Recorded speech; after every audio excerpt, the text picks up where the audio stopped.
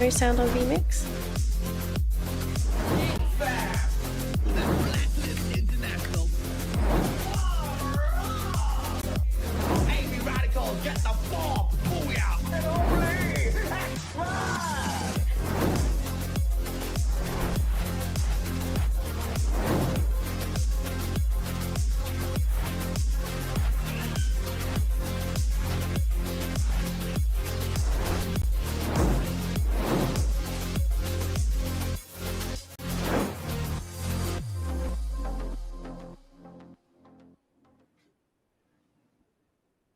Hello, survivors, and welcome back to the MCPS Majors Season 6 League Stage. It is week 2, day 2, and most importantly, the final day of the league stage where the teams will have to lock in their points to get top 12 to make it to the grand finals. My name is Natalie, and of course, joining me is the mustachio AJ. Now, AJ, I know you've been here for much longer than I have. I've been enjoying my time with the spectators, watching the teams play for the past 3 days, but it's day 4. I think we've got a lot of things we need to talk about here, lots of storylines. Oh yeah, absolutely right. Of course, the competition will continue for those who end up in the top 12. For the 6 that do not make it through, it will be goodbye from here on. But I'm hoping to see a little bit of noise made by them, right? Because we have seen teams like AE Sports, who are currently at the very bottom of the leaderboard, capable of securing 2 booyahs for themselves, whereas your Malaysian champions Expand haven't even gotten a single one. So this time, the groupings have been stacked with absolutely capable teams. So anything can happen even on the final day. Exactly. And I think we need to remind our viewers as well that the MCPS Majors, we kind of have a curse going on where we have, up until this point, have not had any repeat champions. I think you also in the opening screen. So I think the question this time is, are we going to finally see a repeat champion? I think it's going to be really difficult because you work so hard. And before I continue with this sentence, you guys know exactly what the format is like. 2 weeks, only 4 days to qualify for the grand finals. Today is day 4 out of the 4 group stages. For the grand finals, we've got 3 days. That's the 6th to the 8th of October. But yeah, skipping over the tournament format, what I was telling you was, it has always been this way. MCPS has been that stepping stone for greater platforms. Greater platforms in terms of the Free Fire World Series, the recent Free Fire C Invitationals. These have all been mega tournaments where you're going to have all of the rest of the teams from the rest of the rest of the world go up against you. And unfortunately, the teams from MCPS, they keep getting eaten. It's such a blow to their confidence that when they come back the following season, they just haven't recovered from it yet. And that has been the unfortunate trend. It hasn't changed thus far. We are still looking for that one MCPS team that will be able to break that trend, get a good run here, move on to the world stage, and dominate there as well.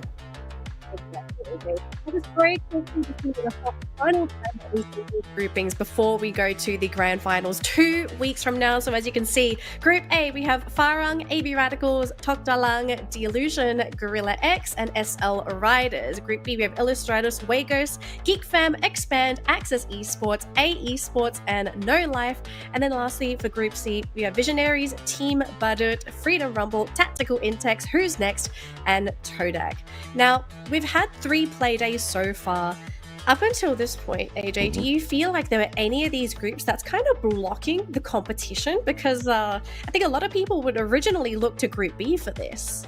Absolutely. Group B has been able to squeeze in a majority of their teams into the upper bracket or the upper half of the leaderboard, right? You've got 5 out of 7 teams pretty much in there dominating at the top. You're talking about teams like Illustratus, Wagos, Expand, Access Esports, as well as Geek Fam. And they have been pretty much on a consistent run. Even Geek Fam, I mean, day 1, they didn't show up. We had lots of questions. And then on day number 2, we saw them hit that double booyah. And from then on, they've just been bringing in consistent performance. But it's not as easy as that for some of the other teams who have been struggling at the very bottom since day 1. We're talking about teams like SL Riders, No Life to a certain degree. And surprisingly, even Toda now joining them. So just a very quick look here at the prize pool. This will be the last time that we see it, but the teams are still playing for something, not just top 12, but they are playing for some prize money. Now, point system, very standard across the board here. If you've been following Free Fire esports up until this point, you'll get placement points depending on how high you place in your matches. Yep. The Booyah will lock in 12 points, second will get 9, and as you go down, you'll get less and less up until 11th and 12th, where if you end up as bottom 2, you'll take no points at all.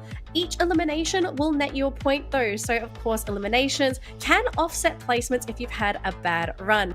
AJ, let's take a look at the overall standings here, because this is going to tell a very big story on what's really happening here, right? We've got Farang up top, shot to the top of the leaderboard during day 2, managed to extend their lead in day 3. Do you think they can actually make it and keep this top place today?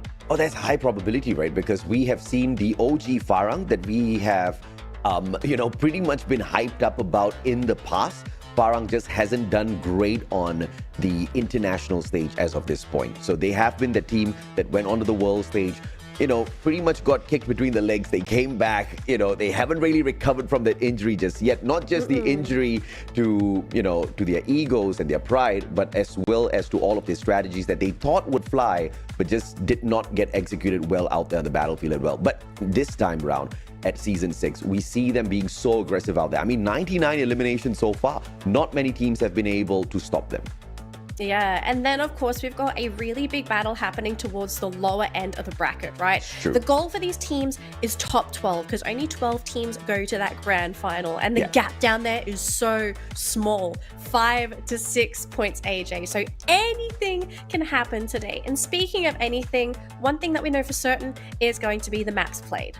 Bermuda, Purgatory, Kalahari, Alpine, Nextera. Makes me happy to say out so many names, because this is the first time ever in the history of MCPS have we had 5 maps on rotation. Recently, when we got introduced to Nextera, we lost Kalahari. We thought we'd never see this baby back in here again, so I'm very happy for this. And of course, for map number 6, it's going to be absolutely random, and someone's going to get lucky. Some team out there is going to get lucky, because we have seen different teams take dominance on different maps here, Danny. Exactly, right? Like some teams have that map preference. Some of them prefer the Kalahari. Some of them love Bermuda for being such a small map. So I think at this point, the teams are just going to have to be prepared for anything, right? You just got to bite the bullet, get ready, do whatever needs to be done, because this is your last chance. For some of these teams, they are on their literal last legs. Some might be competing just for a little bit more prize money. Others are trying to make it to top 12. And then, of course, you've got teams trying to chase down for first place, right? Because Farang isn't safe. I think the point difference between Farang and second place is about, I have it here, 28 points. Yes. Now, if a team can do well, and maybe assuming Farang has a couple of bad rounds, that's a huge opening for somebody to just come in and swipe that first place away. Absolutely. But the question is, do they really want to focus on the first place? Because we've seen teams like AB Radicals end the group stage in that first spot, make it through the grand finals, and not even qualify for the next stage of competitions because they just showed up bad on those couple of days, right? This time around, if you look at AB Radicals, they're very capable in their gunfights, but it just seems like something's off with their gameplay. Whether if this is on purpose because they don't want to have that exact trajectory once again, they want to just lie low, just be that unsuspecting assassins, and then show up big in the grand finals. It just could be a factor that has got AB Radicals down at the bottom, because this is a shocking performance from them thus far. And maybe it is also caused because they lost their confidence, because back in MCPS Major Season 5, great run on the group stage, and nothing on the finals.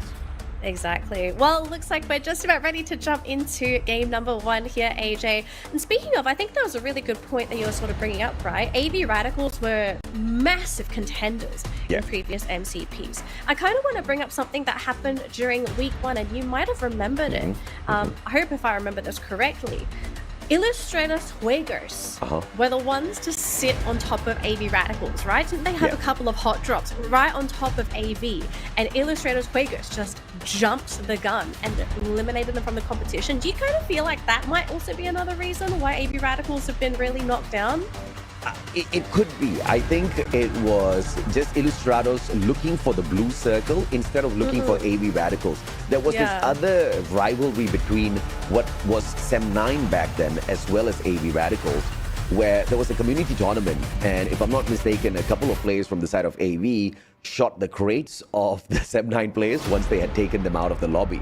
So that kind of sparked a little bit of rivalry. Obviously, they wanted to get the boys back. And it turned out to be a mad hunt for AV Radicals, right? Map after map, they were hot dropping them. And guess what? AV Radicals, they just got crushed every single round to a point where they had like, 80, 90 point lead on the top of the leaderboard.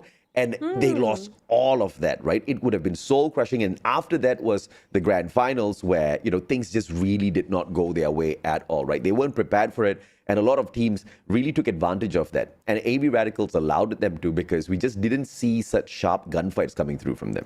Right. Well, it looks like our teams here have chosen their drop points for now. And so far, no one's really gunning for that blue zone yet. I know Illustrators, Fuegos, they're right there. Geek Fam aiming to look for Clock Tower here, it seems. And even a little bit of action happening so far. I don't think anyone, aside from AE and VI over there, actually having a bit of a gunfight there. Visionaries looking for some blood here, AJ.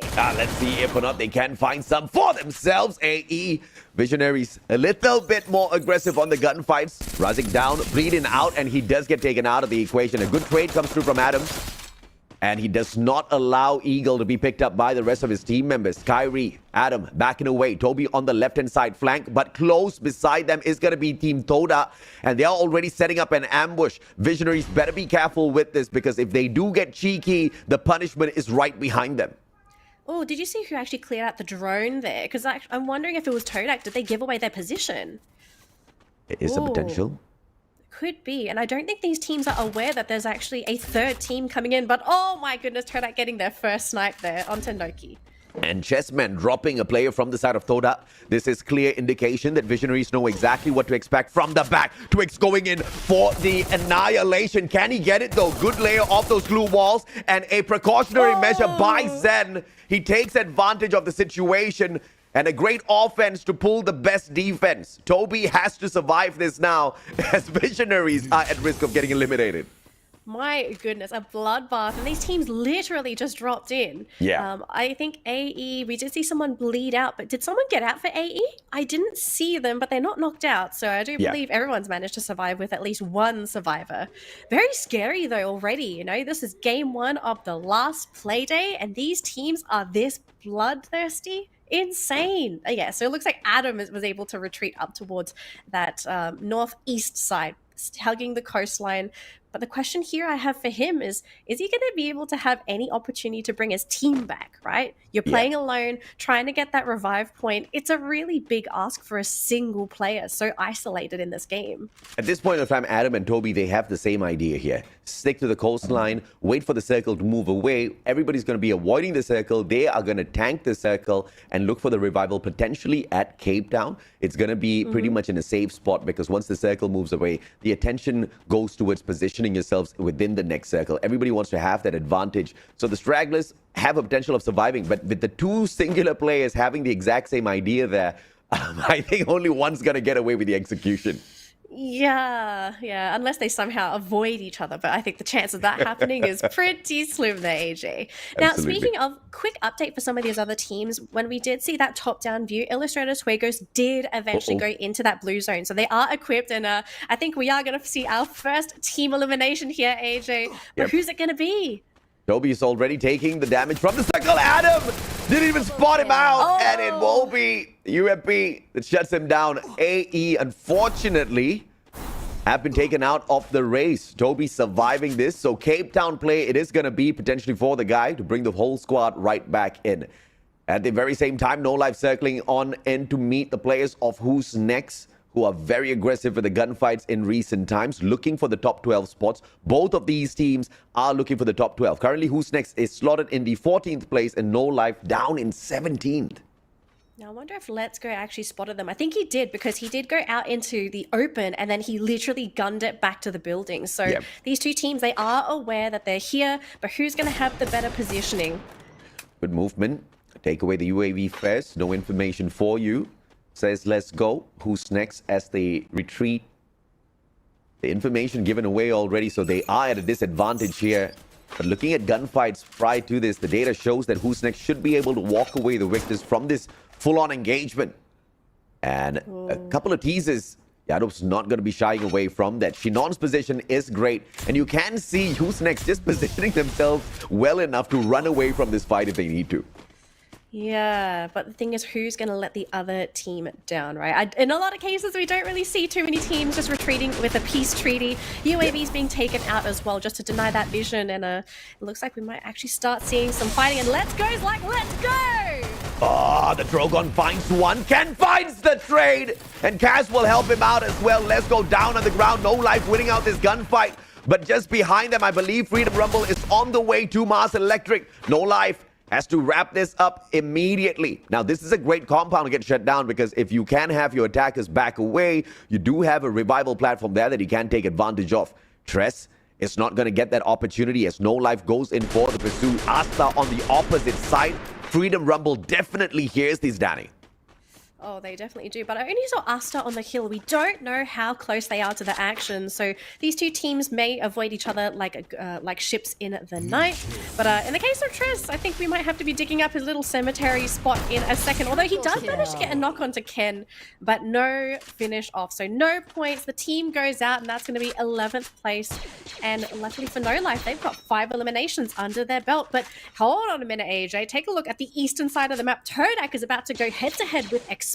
Oh, that's going to be a big fight. If they do go in for the push, Toda has been very careful with the executions recently. They have been punished one too many times. Currently sitting in the 15th spot. That means they are not going to make it to the grand finals if it stays that way. No shots between the two teams just yet. Outside at Mars Electric, No Life still taking their time. Ilustrados Juegos departing from Rimnam Village. A potential to come across Geek Fam as they make it past Clock Tower. How accurate can they be? They weren't 100% accurate, but they are getting the damage in, AJ, and being on the lower ground, Todak really are limited when it comes to cover options. Luckily for them, they will find something. Expand, very unlucky. It would have been so good to get one immediate knock there. Yeah, great use of the terrain. They back away, playing the defense. Have got a little bit of time to play around here as well as they wrap around Kota Tua. Expand on the pursuit, keeping that high ground advantage as well. Trying to take the tag. Whoa! Raja dropped out in the open grounds. Zen backing away to help him out. And this just pauses the recovery of Toda. Now Expand have found a little bit of an extra time here. They fire right back at Axel. He brings up a good glue wall. Groza in hand. Grenade! And Zen not going to get tagged up by that all that too much. It falls to the right-hand side. Expand, they recover just a tad bit, but Toda in a lot of trouble. Luckily for Todak, though, they were able to pick up their teammates. So it's going to be back to a 4v4. I think that Todak, they did a fantastic job splitting, making sure that they were able to get that cover in and ensure that Raja did get picked up. But now I think both teams are in a bit of an awkward position because now it's Todak to basically sit here and think, how are we going to go up that hill to contest Expand? Because circle-wise, Expand is in a really fantastic spot. They've got so much natural cover. Unless someone comes up from behind them, or maybe they can get the knock onto too fast, you're really hoping to just win these gunfights at this point. This is how you know you've got two veteran pro teams going up against each other. As they take this battle, they're edging closer and closer towards that revival platform. So when they finally win it out against their opponents, they can quickly hit that revival if needed to make their way into the next circle and move on through. Cobra, good snipe, but is that going to find the elimination though? Back up from Noki, a little bit slow, but Traps does get picked right back up. No issue for Toda thus far. Eagle, on the other hand, we can't say the same for him. No, he's just going to have to sit on that little rock there, just perched up, making sure he's just trying to stay out of this fight. But yeah, it looks like we're seeing 2 battles happening at this very moment, as 10 teams still remain in the competition. Zen almost being eliminated. So Todak were able to get 2 players up onto the high ground. So they are slowly positioning themselves into a better spot. And I think if Expand don't punish Noki and Trap soon, they actually might get backstabbed by Todak instead. Props to the observers. They're doing a great job capturing this action. 2 players on the side of Toda. They take the top of the warehouse. Great shots out of Too Fast. Grenades on the left-hand side, right-hand side. Pushes him to the left. And the LMG gets the one for the team. Raja! Almost! And Too Fast. Almost 2 for 2 there. but they will allow Thoda to get away, and smart plays out of Thoda to find those 3 positions. Oh, we're looking at another big fight here, AJ. We've got Freedom Rumble going up against No Life, and Visionaries even going to be sitting in the sidelines as well, maybe acting more as spectators because they do have a numbers disadvantage with only 2 players. Maybe they can even vulture here, grab a couple of kills while these 2 teams go head-to-head, but no, it looks like they are retreating. All right, so a bit of a peace treaty. Everyone has signed it. They're going to play it safe going into the next circle. But Visionaries, are they really going to try and contest No Life? Oh, they've shown themselves. But No Life, but Thoda, I believe they are going to lose the play. No! Traps shuts down Axel instead. Traps does get traded right back out, but Raja is there for the revival. In the meantime, No Life right in front of us, taking on heavy gunfights, but they do walk away. And so far, nothing has been able to stop the fight in No Life. Yesterday, they were in the 18th spot after a fantastic final game of the day. They climbed just 1 position, but they are in a great trajectory to climb into the top 12 as well, if they can keep this sort of a play up. Yeah. Actually, you know a team that we really haven't seen? It's Geek Fam. This team has been very quiet this game. And Illustrators Juegos as well, right? This is the team that actually got the blue zone when they dropped in as well. No one contested them. So they are actually ready to go into that late game. They're essentially just saying, all right, we'll let the competitions knock themselves out. And then we're going to come in full health, fully equipped. But position-wise, where are they? They're actually next to No Life. And I'm wondering if they're looking to go for an engage there, because No Life seem to be the ones running away, but they're about to run into Freedom Rumble. And another team you haven't really looked at is Axis, who are actually running into Todak here, and that's going to be Noki eliminated. That's going to be the first elimination for Axis. This team did fantastic yesterday as well, scoring over 60 points, but they're now running into Expand. This will be a huge battle if they can win this. Absolutely. Thoda baiting Expand in for this fight. Expand finishes off Zen, but Axis now knows their rivals are right at the door. Here comes the entrance, too fast, finding X-Roy. The guy gets away. Great use of the terrain. They back away. The compound, well known to the team. X-Roy with the Groza tries to take the shot against Too Fast. Will miss. But they need to find a better defensive position. They know that Expand is great in the close quarters combat. As they try to back away, Man04 gets attacked. Cobra almost. And X-Roy gets away as well.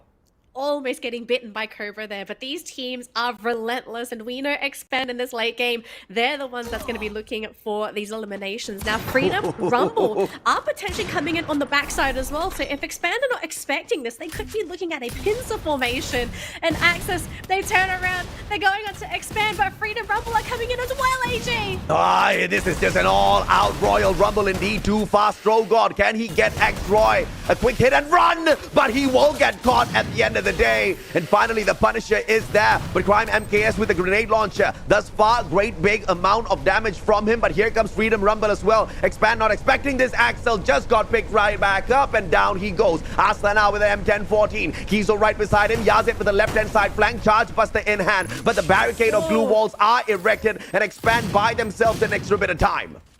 Very awkward spot there, unfortunately, and they do get eliminated. Expand, though, luckily are still here. They've got 2 players left remaining, and Geek Fam on the other side of the map have been eliminated. And Freedom Rumble, they say, okay, you can stay there. You can take some of the damage from the circle. We're just going to gatekeep you in that compound. And Expand, unless they can get some headshots or they can somehow get a free get-out-of-jail card, I think they're stuck here. Absolutely, and great gatekeeping here by Freedom Rumble. They've run in too fast.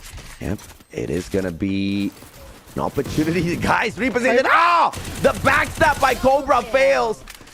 He just got back in and unfortunately could not clutch it out for the rest of the team members. The players on the side of Freedom Rumble, their armor's just way too thick to penetrate at this point of time. Too Fast and Axel sticking together on the left-hand side. Crime MKS with the flank on the left, and this has to be a good grenade launcher play from him. Can he get it off? Off-screen, Kizo goes down. McRory has the grenade launcher as well, and McRory is the one that grabs the triple.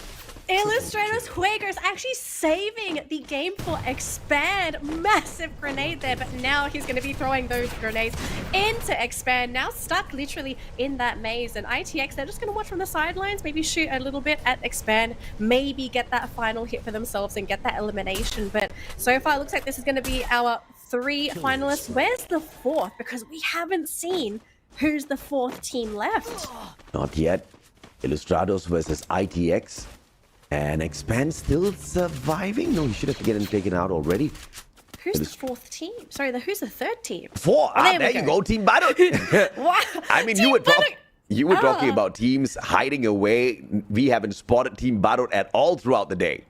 Oh my goodness. Well, it's now time to shine. And this team, they have shown in week one, day one, that they can perform. So if they can get another booyah here, this will be huge for the team in terms of points.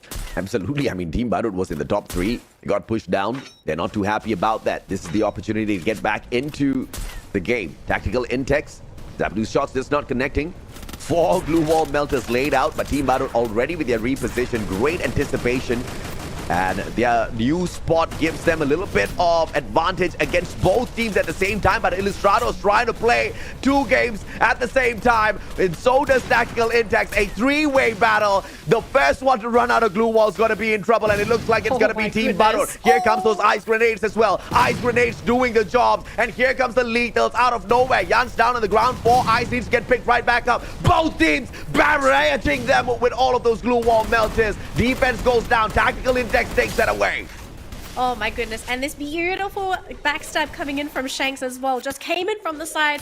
ITX were not expecting this at all. They do still have glue walls though, so they're going to try and deny the opportunity for Illustrators Juegos to just rush at them. But how many more glue walls do you have left? You're going to have to fight them at some point. Is it going to be a race to the middle? Is it still going to be these gunfights? Illustrators Juegos, they are playing so well with these glue walls. Absolutely, and everybody's running that Nairi. Those glue walls are all ice irons right in front of them, but here comes Illustrados once again. McRory on the left-hand side flank. He's going to be the game changer. On the right-hand side, Shanks goes down. Ames all alone. Black backs him up. Ames wins out that gunfight, but Shanks, the recovery is there. The players of Illustrados Juegos attacking them like a horde of zombies that just don't die. Illustrators Juegos. I know a lot of teams are looking at them thinking, oh my goodness, what a monster of a team. And, you know, to start the final day of the league stage with the booyah and to get so many eliminations as well. You know, they're in second place, 28 points away from Farang. Very possible chance that maybe they would be the ones to be the Kingslayers for the league stage. At this point, I don't know what's the statement here. I don't know if the statement is, I just took the win, and these are the people that have inspired me to go for the win. Or, dude, I just won the lobby, and I've even got a girlfriend that's prettier than yours. It's one of the two, for sure. It could be both, you know. Why couldn't it be both? Or I've got a girlfriend and you're single playing a video game and you still lost the lobby. I don't know which is the flex. I don't know what the flex is either. I've never had a girlfriend, so. But good on them. Let's have a bit of a recap for this match because it was really action-packed. You can tell the teams, particularly today, they are really trying to catch up in the eliminations department. We're so used to seeing some of the teams play very passively, very slowly because they want to get those placement points first, have the eliminations come after, but we're seeing teams run into each other and literally run to those fights just because they know every point matters now. I mean, if you are a team like Toda, who's not even the top 12, you definitely need every single point. Heck yeah. But if you are going to get that aggressive, but you can't keep up the pressure, then you are going to get downed early as well. So there's a huge risk there. I just do not agree with the approach. At more risk that you are within the overall leaderboard, the safer you have to play. You have to pull a team Badut. But here you have the top flight teams staying quiet all the way until the final circle, playing the discipline so well, not getting scrappy with those engagements. And that is what you have to respect. That is why they are at the top of the leaderboard in the first place. I mean, Team Badut, you did not hear those red noses squeak at all. No, they literally just came out of nowhere. And I guess another disadvantage, AJ, as well, right? If these top teams keep hogging the eliminations, the top placement points, where are the rest of the teams at the bottom of the bracket going to get their points from, right? The booyahs, even top 2, top 3, those are important points. Remember, 5 to 6 points difference from 10th place to 15th.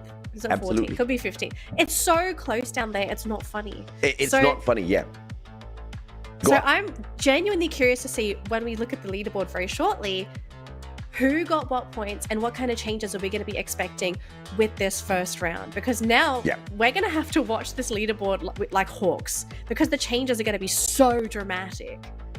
So in this first game, Group A was not playing. It was only Group B going up versus Group C, which means Ilustrados, first of all, were aiming to go for the heads of Farang, whilst they were not even awake just yet. And the question is, could they catch up? They needed a total of how many points? 29, I believe, to overtake them. So in order to equalize, they needed 28 points. What equalizes with 28 points is you get Booyah. You needed about 16 eliminations. You needed about 16 eliminations. Sorry, I just kind of disappeared there.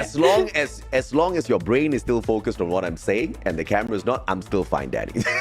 We're good. You know, these ears, 10 out of 10.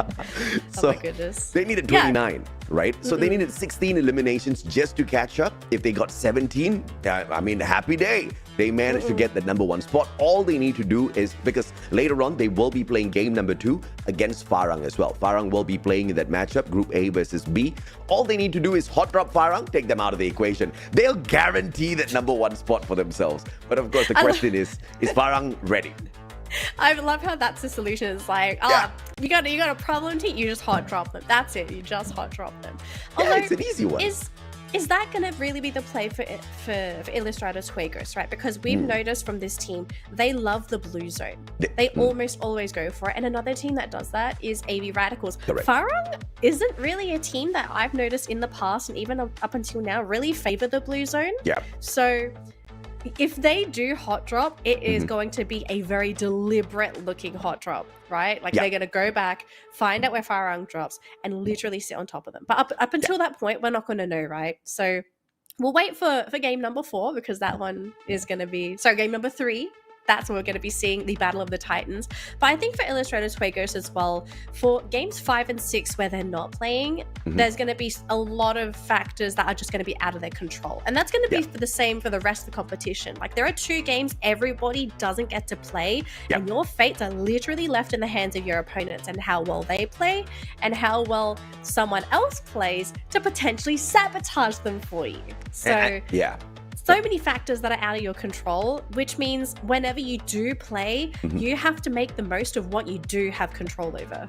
Absolutely correct. And I have a feeling even production tried to sabotage us, because every day the groupings change as to who takes which match when, and we don't have that back-to-back same grouping thing anymore, right? Like every single game we're going to have a different grouping. So my mind has been boggled up the past 4 days of gameplay, but I'm getting used to it. Finally, as we catch up, the battle. Finally, on the final day of the group stage, as my brain catches up with the broadcast, we're gonna see all of the teams scrabble up for the top as well. I mean, it is as crazy as it is at the top as it is at the bottom. You did mention, I mean, I think 9th down to, like you said, 14th, 15th. There's just about 10, 15 points between them staying down there at the bottom or managing to climb up. And if you are hitting 15 points in the lobby, it means you are getting to this final circle at a minimum. Exactly. Now, MVP for the round is going to be McRory, and I think this is absolutely warranted, AJ. We saw him just absolutely destroy, I think it was Axis in the Freedom Rumble. Oh, Freedom Rumble, right? He came in. Oh my goodness. They got exactly that. Points. So they're tied. They're tied. Is that what we're looking at? They're tied, literally. Oh my goodness. I mean, I tell you, the Filipinos, they are like a wishing tree of their own. They just said, we need 28 points. They went out there, they got 28 points. They got 28 points. It's insane, right? It is absolutely insane. This was a massive round from them. And you know what? This was the record that they set. Ilustrados Juegos set the record of MCPS Majors Season 6 with 28 points, and they've matched up to the record yet again to catch up to that #1 spot. But I do believe they will stay with the second because of the number of booyahs held by Farang is 3. This is their first one. So yeah, it's the start. It's the start at least. Yeah, and as you can see on the screen as well, AJ, very top heavy when it comes to the points. Ilustrados Juegos literally taking 28 points away from everybody else, meaning everyone else was left with scraps, and very, very top heavy. A lot of the points going towards the top 7 teams, and from 8 to 12 fighting for scraps. So this was just a very hard-fought battle for some of these teams. And I think the question here is anyone at risk after this round? I mean, Toda wanted way more than 4. The way they were playing, they wanted the booyah for themselves. But, you know, getting just 4 points here keeps them down in that 15th spot. I don't think much changes for them. Axis Esports, unfortunate with how that turned out. I mean, I think even Expand, no matter how many times they, have to jump over this hurdle of Axis Esports, they always end up in front. I mean, they almost bombed out there. Freedom Rumble came out of nowhere. They tried to shut them down. And once again, like just angels dropped into the map. McRory comes out and drops the sickest grenade we have seen in a while. I mean, the damage was coming from one side. Someone else takes the elimination. We definitely know who was praying harder in that match. Because these both teams wanted it. One team got the most out of it. Well, I mean, only one person can secure the eliminations, right? And I guess another team I want to quickly mention here is Who's Next. This was a horrible round for this team because prior to starting today, Who's Next is in 14th place. They have 98 points. They are 3 points away from tying with Freedom Rumble, who is in 12th place.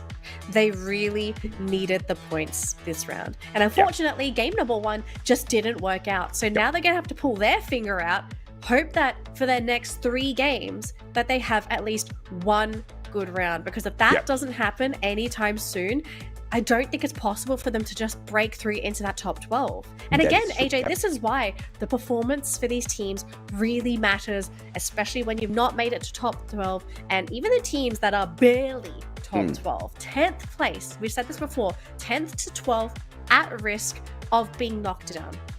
I mean, why do we see so much of effort from Freedom Rumble? Because Freedom Rumble saw exactly what is happening down there. They're like, nope, we do not want to have this battle on the final day. They were running, they were speed running their way towards that final circle. I totally get it.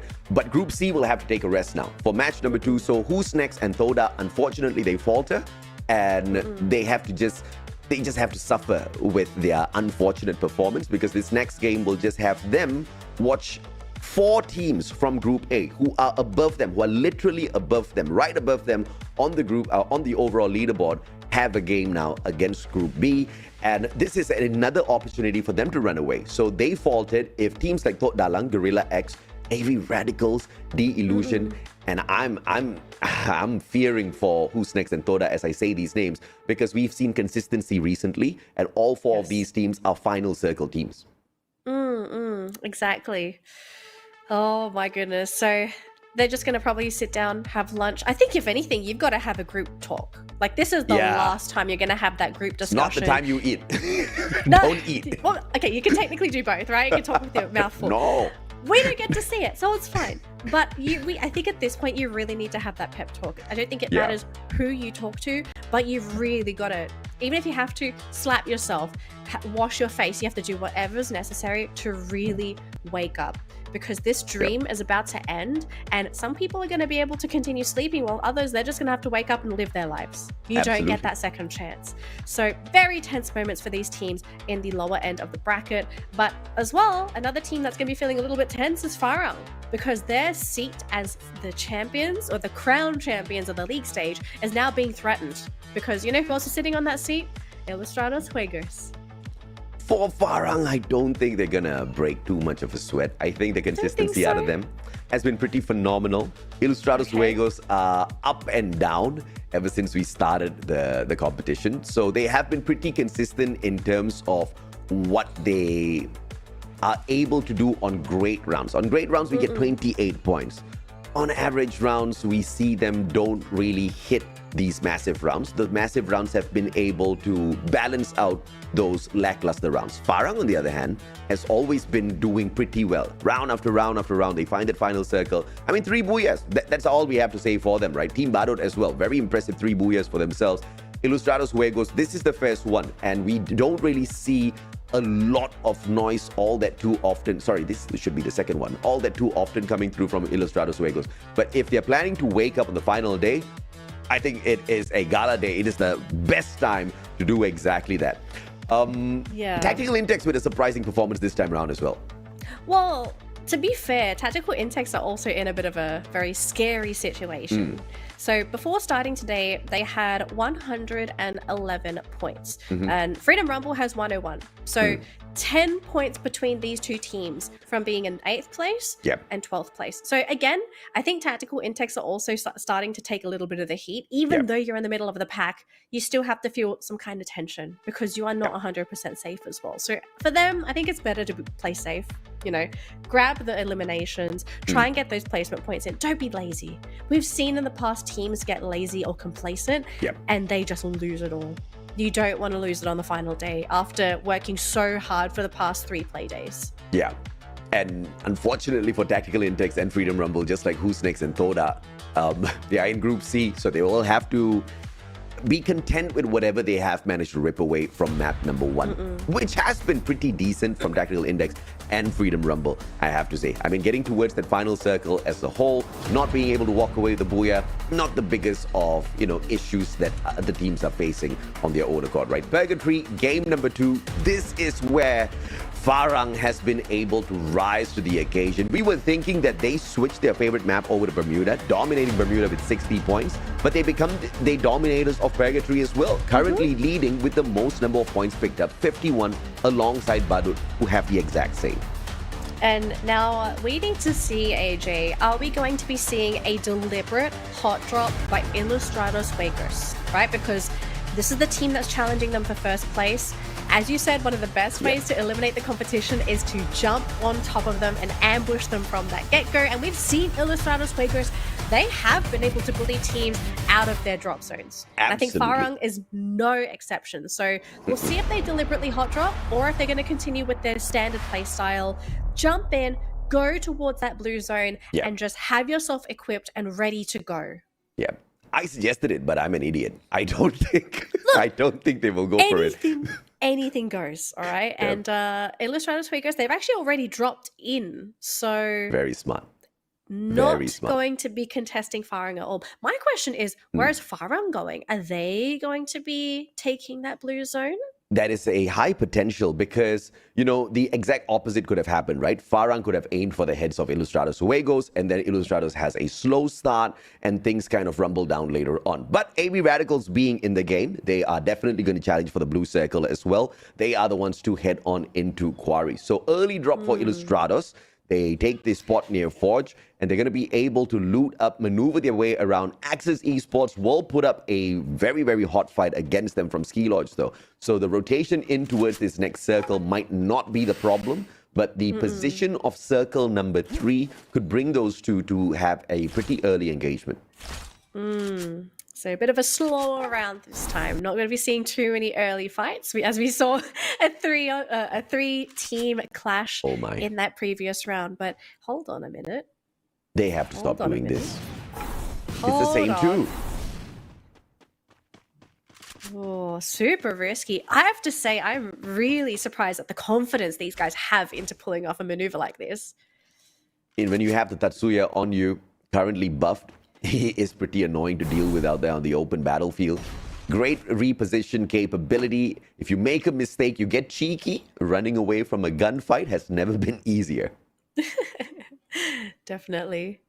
So far, though, NFE going to be staying outside, maybe hoping for someone to stick their head out, maybe get lucky with a headshot, immediate knockdown. But so far, so good for these teams, just taking it nice and slow. And Kyrie actually going out, so showing themselves taking a little bit of damage. It does show some of the positions here for NFE. And Kyrie is actually going to go down here. The team is reinforcing, and I think this is when they're going to start fighting because both teams have one player knocked down. Yeah, everybody's abusing Tatsuya at this point of time. You see the guy at one point, and you don't expect him to be on the other corner just a couple of seconds later. I think this might be a successful battle here for NFE as all of AE Sports get eliminated from the get-go. Bit of an awkward situation though, AJ, right? Yeah. Like Kyrie peeked his head out. He took some damage, then finally goes down. Team tries to come back and pick him up, but they just weren't ready for the rush, it seems. Yeah, it's just too weird that round after round, those two teams keep coming across each other and one team just keeps winning it out in the exact same fashion. we're definitely going to keep an eye on them to see if or not that engagement continues to happen on the battlefield, because it will be pretty indicative of how similar their thoughts are, I guess. Cobra, Ashura, and they will find the flank.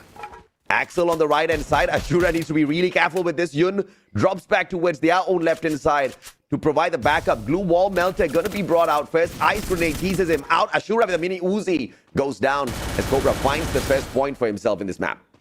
And the rest of Todak actually just leave. So I had to sack a teammate, but I don't think it's going to be a good place here for Yun. He's all alone in that compound. The rest of his team are going to just try and get out with the vehicle rears. Like, yeah, see you later, Fires. I can't help you there. Ooh. And Fires slowly being chipped away by Too Fast, and Too Fast will get the knock. So this is a very expensive getaway from Todak. Absolutely. At the end of the day, you know, the players on the side of Thot Dalang haven't really been the most aggressive in the recent times. They're kind of hanging in the balance in the 13th spot, and we know for a fact the team behind them, Who's Next, with just 1 point behind. So what Expand has pretty much done is helped Who's Next remain in the competition, but there's a couple of more survivors out of Thot Dalang here. Ashura as well as Ryu, they are going to be able to find a reposition and for sure bring the rest of the team members back. Yeah, but I do agree. I am very concerned about Todak's position here in the game, because unless something changes, they can pick up some eliminations or they can guarantee that placement. I think, if anything, 60% chance this team just doesn't make it. Yeah. I don't have too much confidence, but who knows? Maybe they can prove us wrong. They just got to slowly recover. Now, speaking of recover, Axel is trying to get away from this because his team is currently split. And Too Fast are actually right next to GRX as well. I want to hear your thoughts. How do you feel about teams playing extremely split up like this? Now, this is not just any kind of team. We're talking about Expand here, but thoughts on this kind of play style? Like, do you think this is worth it to risk having your players spread out to gather some kind of vision, information, and to loot? Or do you feel like sometimes the risk is just too big? It really depends on who's playing it. If Expand plays it, I say that's veteran experience. If Guerrilla X plays it, I'll say, you know, this is like, you know, when you are younger, you've just got this bold confidence. You drive fast. You don't care about your life. You think that you're invincible. Yeah, I'll kind of chuck that to that. If The Illusion plays that, I'll call them crazy. Crazy. Yeah. I mean, their name is The Illusion, so the illusion of that prize being a little bit too much. But AV Radical is actually going to run into DL here. I don't believe he has any vision yet, and DL might not be aware that AV Radicals is here, but now they will know. Now they'll know. Ooh. AV, they do have backup coming in. DL, I'm not too confident in this position. I'm really surprised that Hay is just going to be going in there. Yeah, unfortunate for him. I mean, that's why I said, if it was The Illusion breaking up like that, I'd be like, boy, what you doing? Get back in there. Where's your mommy? No one expects AV Radicals, okay? It's like, that's the last team you want to run into. Although this is good for AV Radicals, right? This is a team that has been sort of trailing in that leaderboard, hasn't been doing too well, and at this point really wants to just solidify their place on the leaderboard, right? Just ensure they get that top 12. We know this team has a lot of talent. It's just up until this point, they have been severely crippled in those earlier play days. So maybe day 4 is their time to finally shine. Pick up those points, knock down some of the competition, and basically guarantee top 12. High probability of a water circle here. Now, if you are a team, you now need to make a solid bet, and you better hope and pray that if you've got a coach or analyst, they know how to read the circle properly, because you make that guess wrong, you might just be in hot soup as you try to cross that bridge or take a swim across the river. And it looks like we do get another knock here for Geek Fam this time, taking out another player on the side of DL. And Geek Fam, they're going to be scouting around. They're about to run into No Live here. They're going to scout about with Hazik, and Hazik has caught sight of this team. And Geek Fam, they're in hot pursuit as well. They're looking for blood. They want to get their eliminations and to push themselves higher up on that leaderboard. But No Live, how are they going to avoid this? They're outside that zone now. But, you know, Geek Fam, when they smell blood, they want a bit of a taste as well. These sharky sharks. And they're going to just fully rotate in towards the boulders. They are expecting a heavy water battle by the way they are maneuvering themselves around the map. Gorilla X, on the other hand, are going to be in trouble. Crime MKS already scouting them out, is deciding exactly when to pull the trigger, as Gorilla X are just skirting around the perimeter of the next safe zone. Yeah, just got to play it safe. But if they get spotted by AV Radicals, that can be an issue. But No Life actually going to be turning onto AV themselves. And Geek Fam, they heard this as well, AJ, so they want to have a bit of this action. Animals out of the equation. Ouch. Geek Fam flooding in the area as well. AV Radicals in a lot of trouble. Good ice grenade out of nowhere. Ritus recovers the situation. Vickery down on the ground. Is there someone to pick him up? Return checking out his perimeter. And Geek Fam, they show up. Ritus will pay a high price. This is just a no escape now for the players of AV Radicals, sandwiched between these two. Uh-oh, this is going to be such an awkward position. Unless somehow Geek Fam are able to bail them out and actually focus onto No Life, this might be the end for AV Radicals, and this would be terrible for this team if that does happen. So Return is going to be staying where he is. We saw one of the AV Radical players actually escape, so if they do get eliminated, they will still have one player left. We do apologize for not being able to capture that heated battle, ladies and gentlemen, boys and girls. Gorilla X just got taken out by Team Expand. Oh, pick up. We got to pick up here. So AV Radicals, they have brought back their entire team for this fight here, AJ. So we are looking at 3 teams just clashing into one another. And looks like Geek Fam are taking so much collateral damage. Oh, they're definitely taking that damage. Ilustrados Fuegos, McRory from outside, grenade launcher. He could pull the finisher off once again. AV Radicals not going to be messing with him. They have got the circle to deal with. Rain goes down. AV Radicals, they are taking the knocks, but Return will secure that for himself as Ilustrados Fuegos are using the edge of this hill here to avoid the shots out of AV. Oh my goodness, amazing positioning. Another knock as well. Yasta going to be going down there to McRory. He's going to be reloading behind that rock. Such an awkward position for the teams that are in between this. Ilustrados Fuegos using the hill, as you said. We've got No Life still sticking around. Geek Fam on the outer edge as well. Very exposed to Blank. He actually gets another knock himself. Hazik going to be eliminated by Blank. That's another elimination for Ilustrados Fuegos. At this point, all of these eliminations might actually just go to Ilustrados Fuegos. They are in such a weird spot that No Life can't really focus them down because they also need to worry about Return. They have to really watch their backs. AV Radicals, all Returns just really focusing on his own life. Brent tried to flank around from the left, will get nothing out of that. He loses a little bit of HP outside of the circle. Now Return being on pursued here by Fikri. Trogon in hand. Grenade. Does not find the connection yet. Return gets tagged up. Uses Mother Nature as a little bit of backup, and Fikri really low.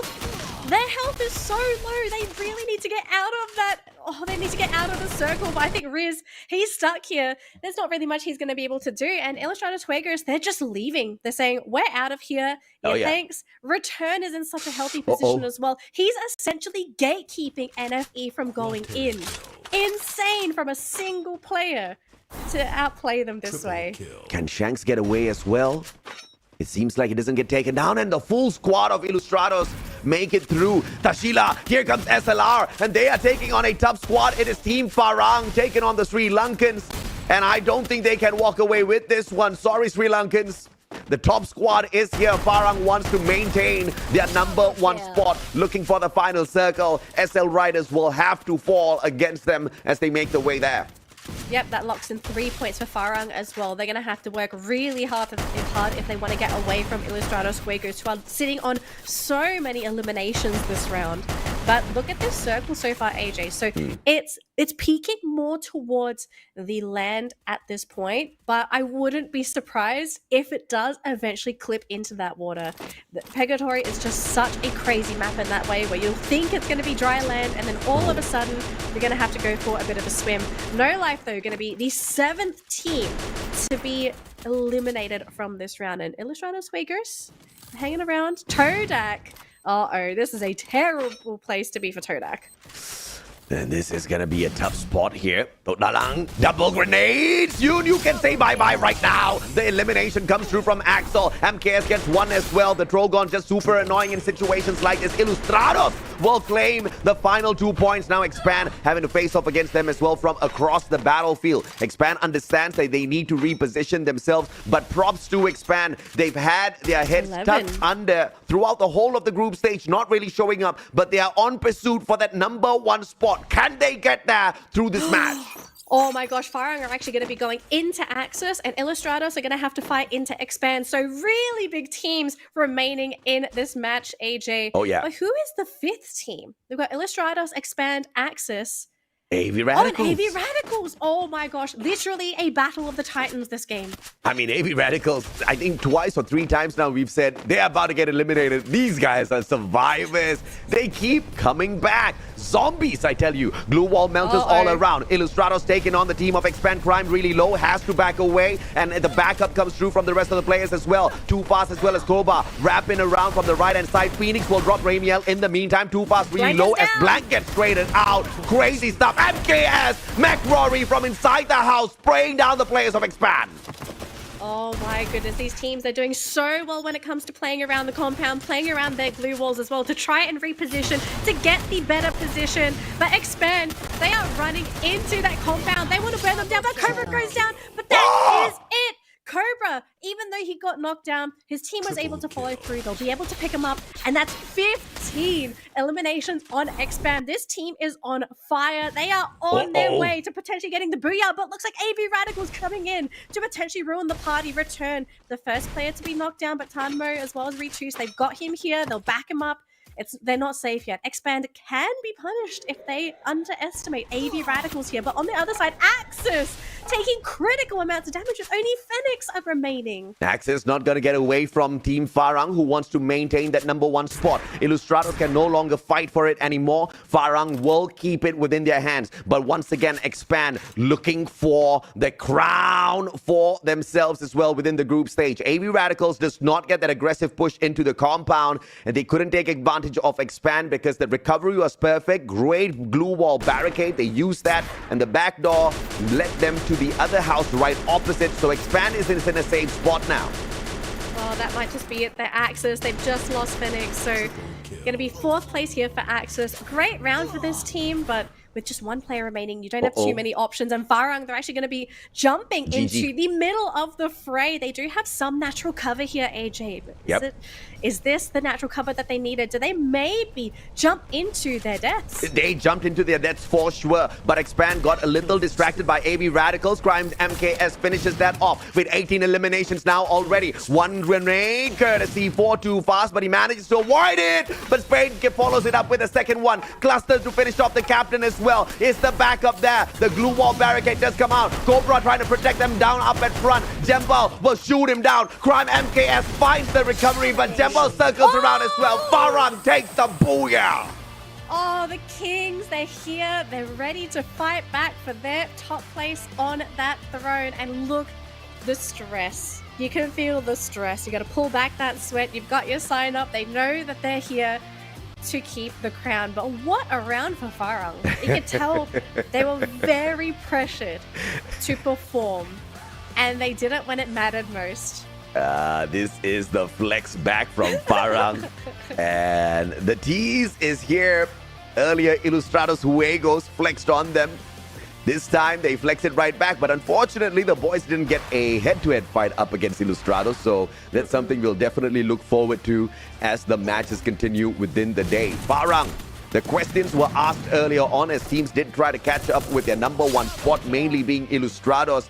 But they have proven that they are going to be pretty slippery as they hold on to that #1 spot. But Expand, once again, out of nowhere. Once again, making it to the final circle. Your Malaysian champions thus far have got 0 booyahs, but are very quickly becoming the biggest threat within the lobby.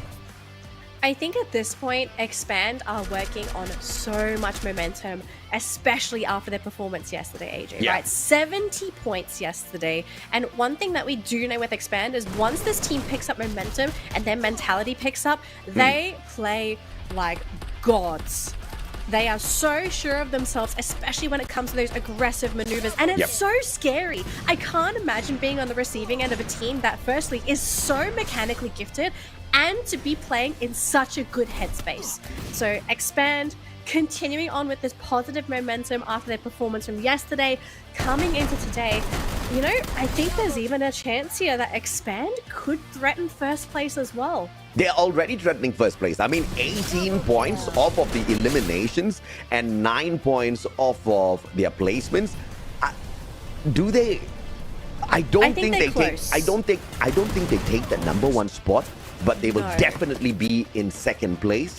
I don't know what Ilustrados managed to grab for themselves. Okay, we are looking at them right now. I believe this was that engagement against Ilustrados, and they didn't have as much as Expand. So I am pretty sure.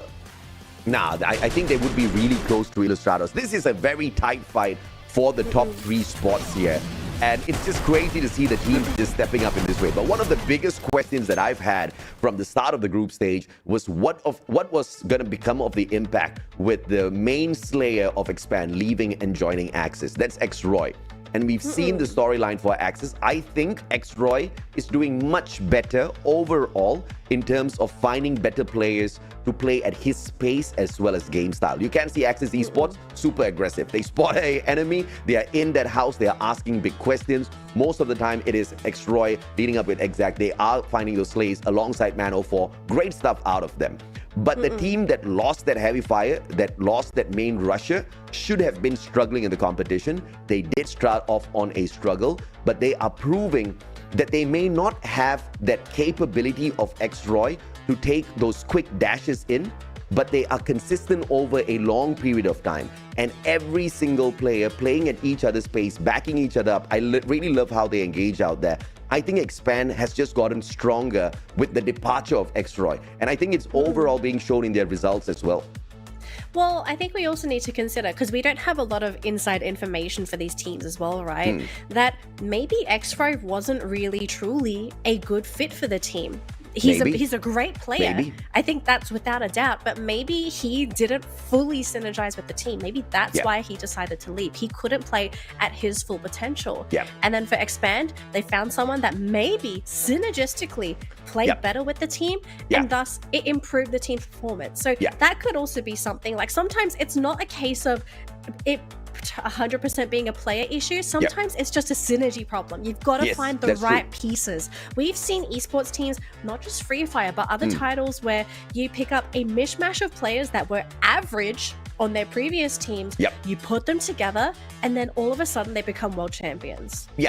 Another example too, that you can take a mismatch of amazing players, put them together, they could still turn out average because the chemistry is just not there. You've just got too much of ego on the squad. Everybody wants to be the leader, and you don't get the best of results, right? I think everything's clicking now for Expand. They have managed to put up a strong fight in that lobby and consistency towards the final side of the group stage.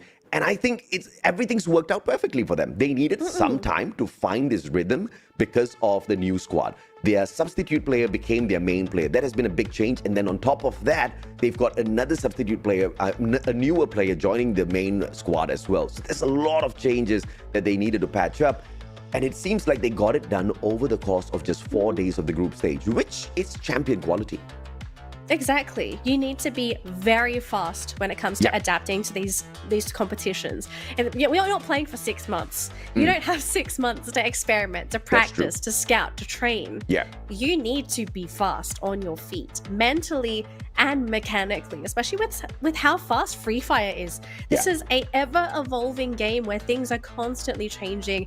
Weapons are being nerfed, buffed, new maps are being introduced.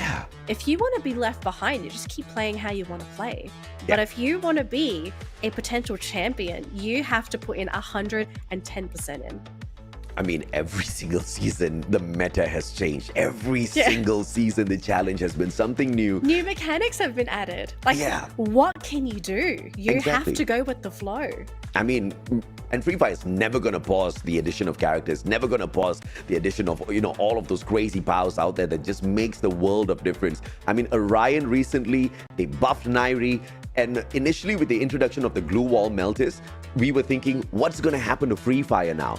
I mean, the glue walls were the main fundamental structure of this battle royale. I mean, you just get to create a defense out of nowhere, and then you've introduced the destruction to the defense, right? So a balance was needed, and now you've got the ice irons out of Nairi. Everybody's running it. You've got the Tatsuya. If you're out in the open, here, let me give you the powers of Flash himself so that you can boost yourself all the way across the map and save your lives, right? It has been truly game-changing. I actually think the dash mechanic has buffed rushes. It's made it much easier for the team rushers to get in there and to provide vision for the team. Personally, that's what I felt when it came to seeing the new dash mechanic. So when I saw that, I was like, we're going to be seeing some more fights. And, as a spectator, as a caster, I love seeing myself a good fight. I don't like... It's okay if you want to have a truce every now and again, but I don't want to watch a game where we have truces for like 10 minutes and then the final circle has 11, 12 teams. As crazy as that sounds, and it does sound a little bit chaotic, a bit hard to track, I do like seeing these teams have skirmishes throughout the entirety of the game. So my question really for Garena is, what's next for Free Fire? Like, what other crazy mechanics? Are we going to start flying? Are we going to have people like have jetpacks and you can actually have more vertical movement? Because we've got the grapple, right? Yeah. But they could always do a little bit more. Stop giving them ideas, okay? My mind was already boggled keeping up with every single skill out there, okay? You've got new actives, you've got new passives, you've got passives being buffed on top of everything else. You've got the new guns that are making the world of difference. I mean, the Trogon, when he got introduced, we were thinking, okay, it's a combination of a grenade launcher and a shotgun. And when things work like a Swiss Army knife, they usually are not the best at something. How wrong we were. Now here's the Trogon. Everybody's picking it up. I mean, it's a strong shotgun.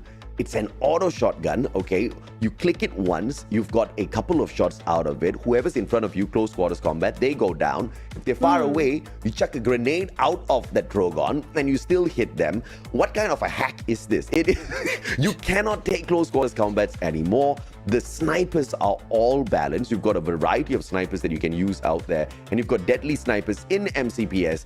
It's tough. I understand the teams that are struggling in there. I would be one of those teams if I played. Well, that's probably why we never qualified. So that's why we're here.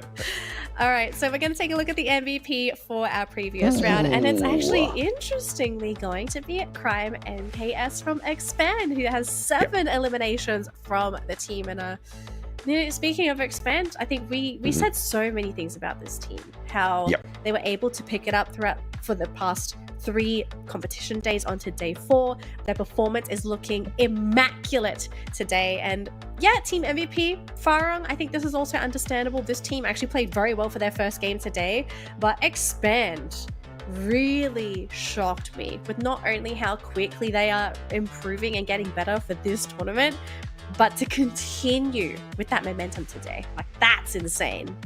I don't know how Farong got the team MVP because my team MVP is Expand. They didn't hit that booyah. 17 eliminations. They were monsters in this lobby, and they were one. They were one final engagement from breaking the record set at MCPS Majors Season 6 with the total number of points picked up, because our record has been 28. If they had gotten those extra 3 points, we would see 29 here right now from Expand. Definitely the MVP. And with the 26 points, if you did not see Farang kind of pick up the pace towards the end and get into the final circle as well, you would see just a couple of points between these two teams, right? The painful thing here for Expand is both Illustrados as well as Farang found that final circle, and they're still going to have a lot of points to keep that buffer up from their own days of performance. Yeah, so I think, would you think it's safe to say that Expand are currently sitting in 3rd? Because I think visually, Farang will be in 1st because they got 23 points. That's 13 points ahead of Illustrados Fuegos, who only got 10 this round.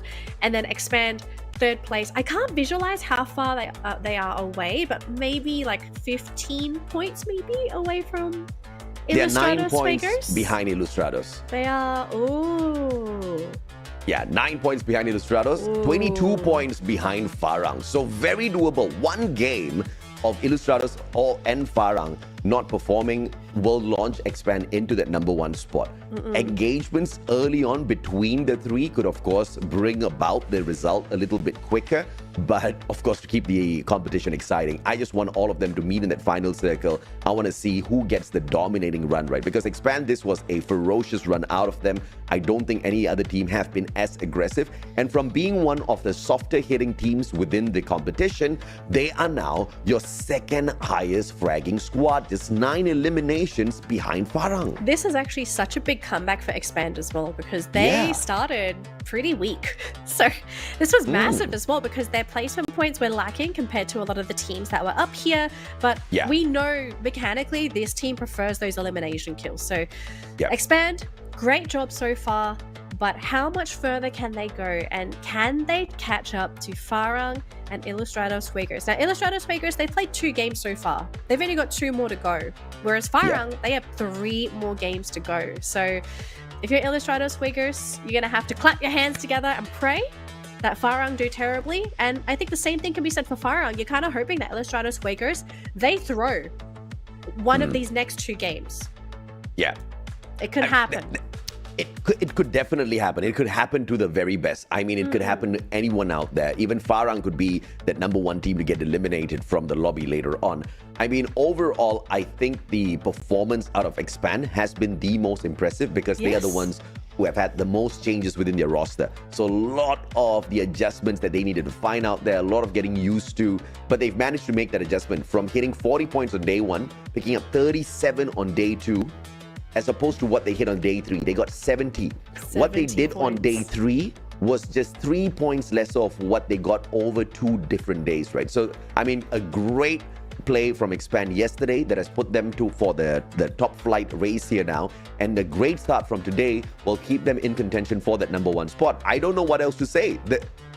Your Malaysian champions are right back. But you know who's not back yet? Match number 3, because this is the cue for the break. We're going to take a quick short one. When we come back, match number 3 kicks off.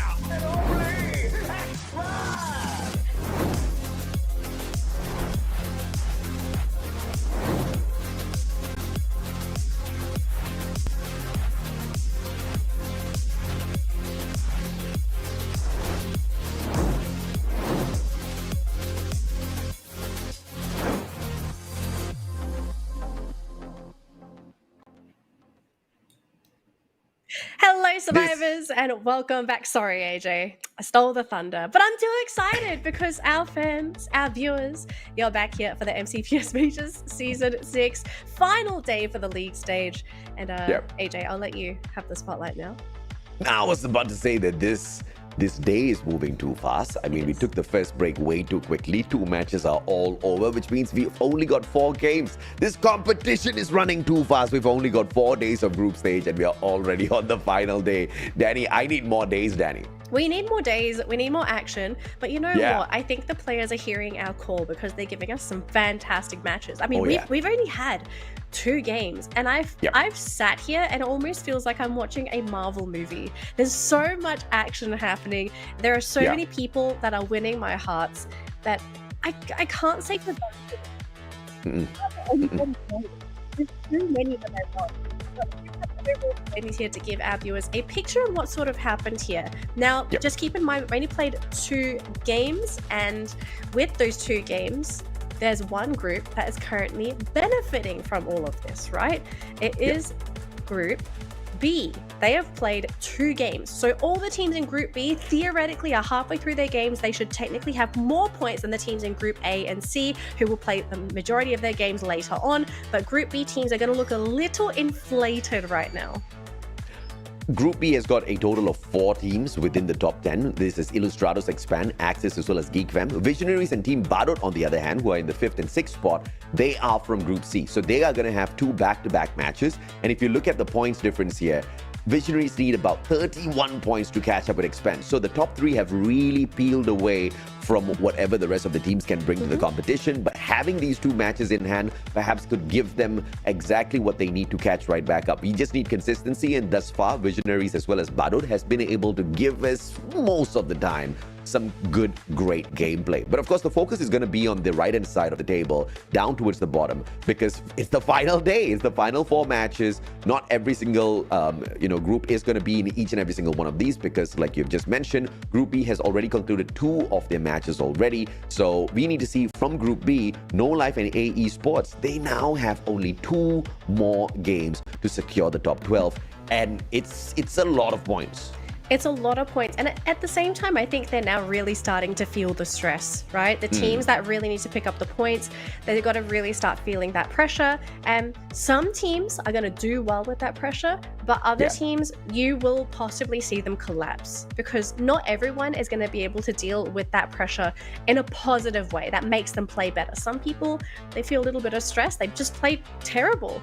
And what can you really do? That really comes down to personal growth. So the race for top 12, it is still happening.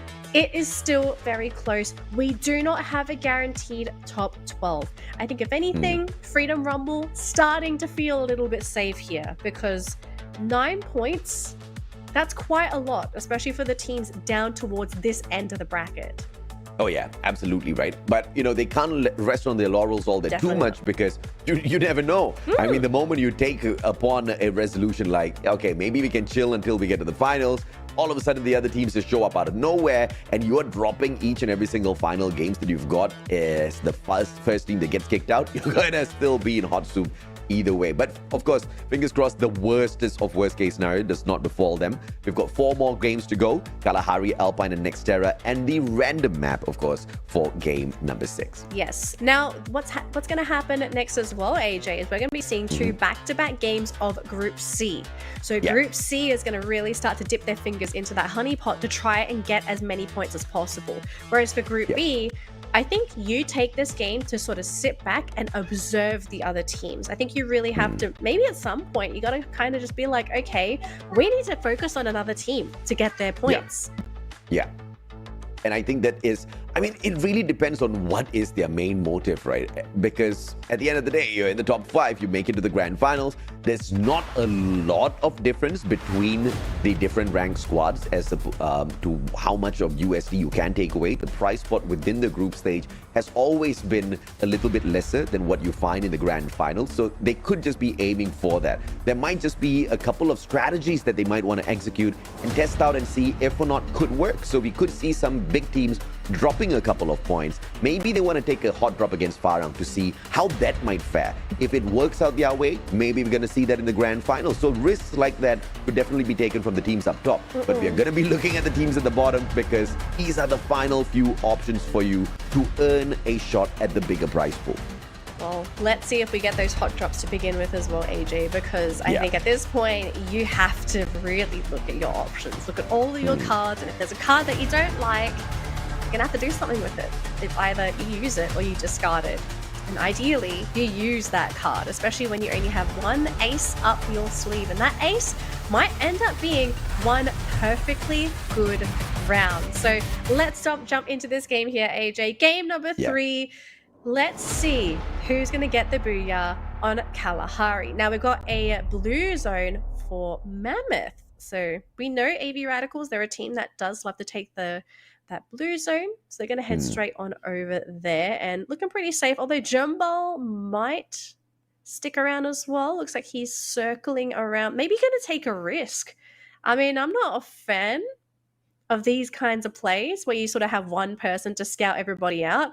So hopefully whatever Farang wants to do with Jumbal here, it works out for them. If they falter, once again, this is an experiment that they can afford to take and try out here. If it gets broken down, boo-hoo, they take second spot. They make it to the grand finals. They become champions of season 6, you know, the only 2-time champions. It's still a great end to the story. But, of course, if they can pull it off. My main focus is going to be on teams like GeekFam. GeekFam thus far, alongside, surprisingly, Who's Next have been the dominators of Kalahari. Both of these teams have got 54 points off of this map, and Tactical Intex has got 51. And why this is so surprising is, I mean, Who's Next is currently in the 14th spot. Yeah. This is their best map.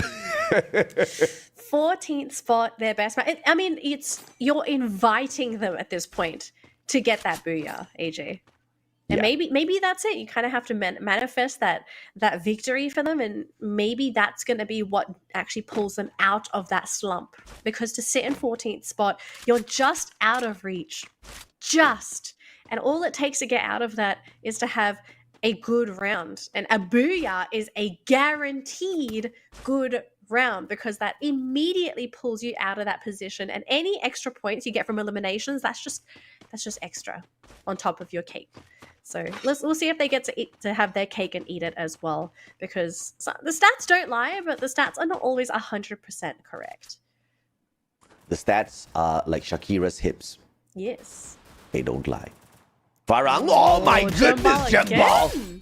Yeah, well, you did call it out, Danny. The guy went out. He looked for trouble. He found exactly that. The Illusion's not going to let that one float by them. They're currently in the 11th spot. And like what you've broken down already and what I was about to touch on as well, down at the bottom, the teams are very close to each other, right? I mean, we've talked about Who's Next being in the 14th spot, but they only need 8 points to catch up to the top 12. They're just 8 points behind the team that's in the 12th place. And Who's Next has already secured a booyah for themselves. They have performed the best on Kalahari. They are the best team on Kalahari, although they are nowhere near being a threat in the overall leaderboard. This is a high potential for them to climb up. So teams like The Illusion, they need to snap out of it. They need to do good, because it is their spot that is at risk of being lost here. Yeah. Oh my goodness, Kenshin almost getting taken out there. Will be able to heal himself up though. So, oh no, he does. Ooh. Does he go down? There we go. Yes, he is going to go down. So they're probably going to finish him off, Kenshin.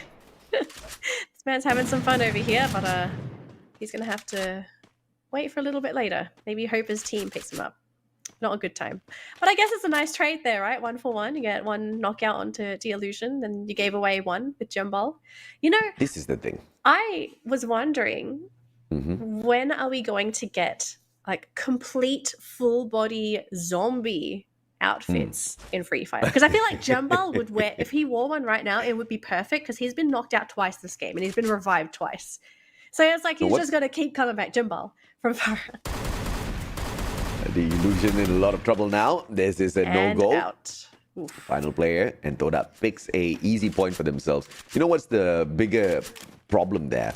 I mean, you get a player taken out, you can recover him, you can revive him. But how about the ego? How about the hurt that you have in your heart now? Because you took Jumbal out. He came back. He got revived. He came back, and he was the one to take you out. So that's like instant revenge, you know? It's like you didn't even need to wait for karma. is challenging them. He's like, oh, you took me out last time. Well, think again. Maybe The next time you think of doing that, remember this moment. Remember the name, Jumbal. Say my name. But we are having a bit of a skirmish here, though, AJ. And so far, TB looking pretty good. They are going to try and work onto the higher ground. Visionaries, though, not looking too happy here as Chessman has been knocked down. And his teammate's not really in the best position to pick him up either. He looks like he's completely isolated. And he will be taken out. We saw this engagement earlier on. Visionaries walked away. It was Barot that went down, but this time Barot putting up a strong fight. Eagle down as well. Toby really low on that HP. Can he get away? Answers no, as Four Eyes whips out the grenade launcher. Chessman was the first chess piece to get taken off of the board, and the whole team of Visionaries just came crumbling down. Team Barot, the clowns are not clowning around today as well. Actually really great for Team Baduk, but also terrible for Visionaries because that's going to set them so far back this round. They practically got nothing under their belt. So at this point, they're just going to kind of have to hope that everyone that is near them on that leaderboard doesn't really score that many points, which the chances of that happening, it's pretty slim. It's a very smart play by Farang. They have to deal with Tok Dalang. They send the UAV out first. They spot their positions out. They now know exactly how to plan their approach towards the situation. Tok Dalang doing the exact same thing. Now they've got information over Farang. If you've got info on us, now we've got some info on you. If you dare, bring it on, they say. Oh, but who's going to challenge first? Farang definitely will. Do you really feel like Farang are in a position where they have to force these fights? I kind of feel like they're in a comfortable spot, and especially with some of these skirmishes, I do worry that they might get a little over eager and get punished for it. Because we've seen it before, right? A team where they know that they just need to secure a couple more kills to guarantee first, second, or third, and then they go a little bit too ham, and then they just get punished in the most remarkable way possible. I don't like Farang because they always tease me, right? They do so well. They get me hyped up and then they crash and burn. But when they are performing well, they are like the Malaysian SWAT team, okay? You call them in, it doesn't matter who's there putting up a fight. You're going to get taken out of the equation, and that's Farang. So, Tok Dalang, they've got the information, you've got the info. But if you're smart, you're going to use that info to run away, run towards a spot where there are no players on the side of Farang at all. The circle is going to allow Farang to reposition a little bit, though. So a little bit of a lifeline here for Tok Dalang. Freedom Rumble, on the other hand, they need to move as well because AB Radicals will be looking for that safe zone. And if Freedom Rumble always stays their welcome at Foundation, then they become free food. I'd actually appreciate this patience coming in from Farang. Just play it safe. They could have started a fight, but just want to ensure they get those placement points on top of those eliminations. So Farang playing it safe. I'm happy with this play. But for the other teams, has anyone caught a whiff of anybody? Because so far it seems a lot of these teams are playing pretty blind. It's only Tok Dalang and Farang sort of knowing where each other is, but no one else has that much information, right? Like we haven't heard any gunfights, so there's no sound cues. It's very hard to get any visual cues as well, considering how big this map is. So it's really just a looting game. We've still got 10 teams remaining at the 8-minute mark. So I guess at this point you just load your guns and get ready for that firefight as the game progresses. Absolutely, that's what Kalahari is all about. I mean, what's beautiful about the map is also the most annoying point about the map because of all of the crazy elevations. It gives you the best cover. You get to rotate around without being tortured by some teams. But, you know, closer towards that final circle, you're going to have way too many of these teams taking advantage of what elevation gives you in terms of cover. And it's just going to be absolute pandemonium because too many teams just mean opportunities for third parties. All right. Now, speaking of action, I think we might finally have some here, AJ, because looks like Todak, they're going to have to try and protect this compound of theirs unless they want to give it away. Yeah, dope. Getting a little bit closer here for the team. Now, the question is, who's next on the chopping block here? Hopefully not who's next themselves. Yeah. So down below, but traps! What a spray by Shinon! We will get that Drogon brings straight up towards Noki as well. Raja backs him up. He's going to be blocking off the window, but a grenade launcher catches Raja straight in the face. Shinon finds the finisher, but Zen finds stress. One trade-off coming good as Lesko brings out the Mag 7 as well. The players on the outside. Zen from up top could be the difference maker of Toda. Oh my goodness. Zen, is he going to be able to salvage the game? Now Raja on the low ground actually managing to get an elimination himself. So it's a 2 versus 2 situation if they do want to continue. But looks like Todak, they want to end in peace. They equally trade. And who's next? I don't even think they knew where Todak went. They did see Let's Go flying. So Let's Go going to possibly contest Zen. So 1v1. AJ, this is a big challenge. Oh, who wins but this? Let's go. He Where's needs the to do shootout? it right now. There's a vending machine here. Zen's going to buy back the rest of his team members. This is both players are aiming for the same thing. Both players want to purchase. Let's go has got 600. Yeah, don't lost the fight. Actually goes down. And Todak, they do get the revive. Oh my. No, Let's Go is no. Oh, what a Okay, smart play. Smart play. He stays quiet. He allows the final player from the side of Toda to get away from the shipwreck. And he brings one player back in because it requires 400 coins to purchase one player back. The guy had 600, so the math is definitely mathing. No extra revivals for him. Let's see if they can buy back 2 more later. Oh my goodness, but what a unfortunate play for the team. Like, it looked like they were able to potentially chase down Todak, but they weren't able to deny the buybacks. So who's next? Gonna have to lick their wounds. Maybe they'll be able to get that recovery off. So we'll leave them for now. Freedom Rumble, on the other hand, are actually just trying to get away from this action. So if you think about it, Toda was just trying to shove who's next aside, saying, guys, we want the top 12 as well. Like, please chill. Maybe we can meet later on in the final circle. Maybe not now. Let's not go all out just yet. It's too soon. It's Kalahari, guys. Why are we fighting now? The next circle. Oh, but you know who's not waiting for the next circle? These 2 teams, AB Radicals, actually camping outside. Now, Smart play. Like, Oh, Four Eyes. Four Eyes does go down. Crazy stuff. I don't even see exactly where Ritus is, but that is the opener.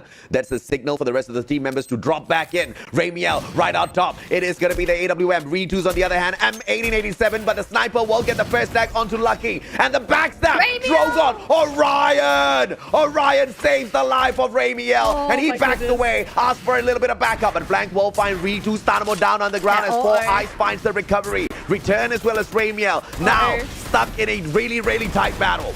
Oh, this is such an awkward fight, but can they utilize the environment to win this fight for them? And it doesn't seem like that's going to be the case. AB Radicals 10th place.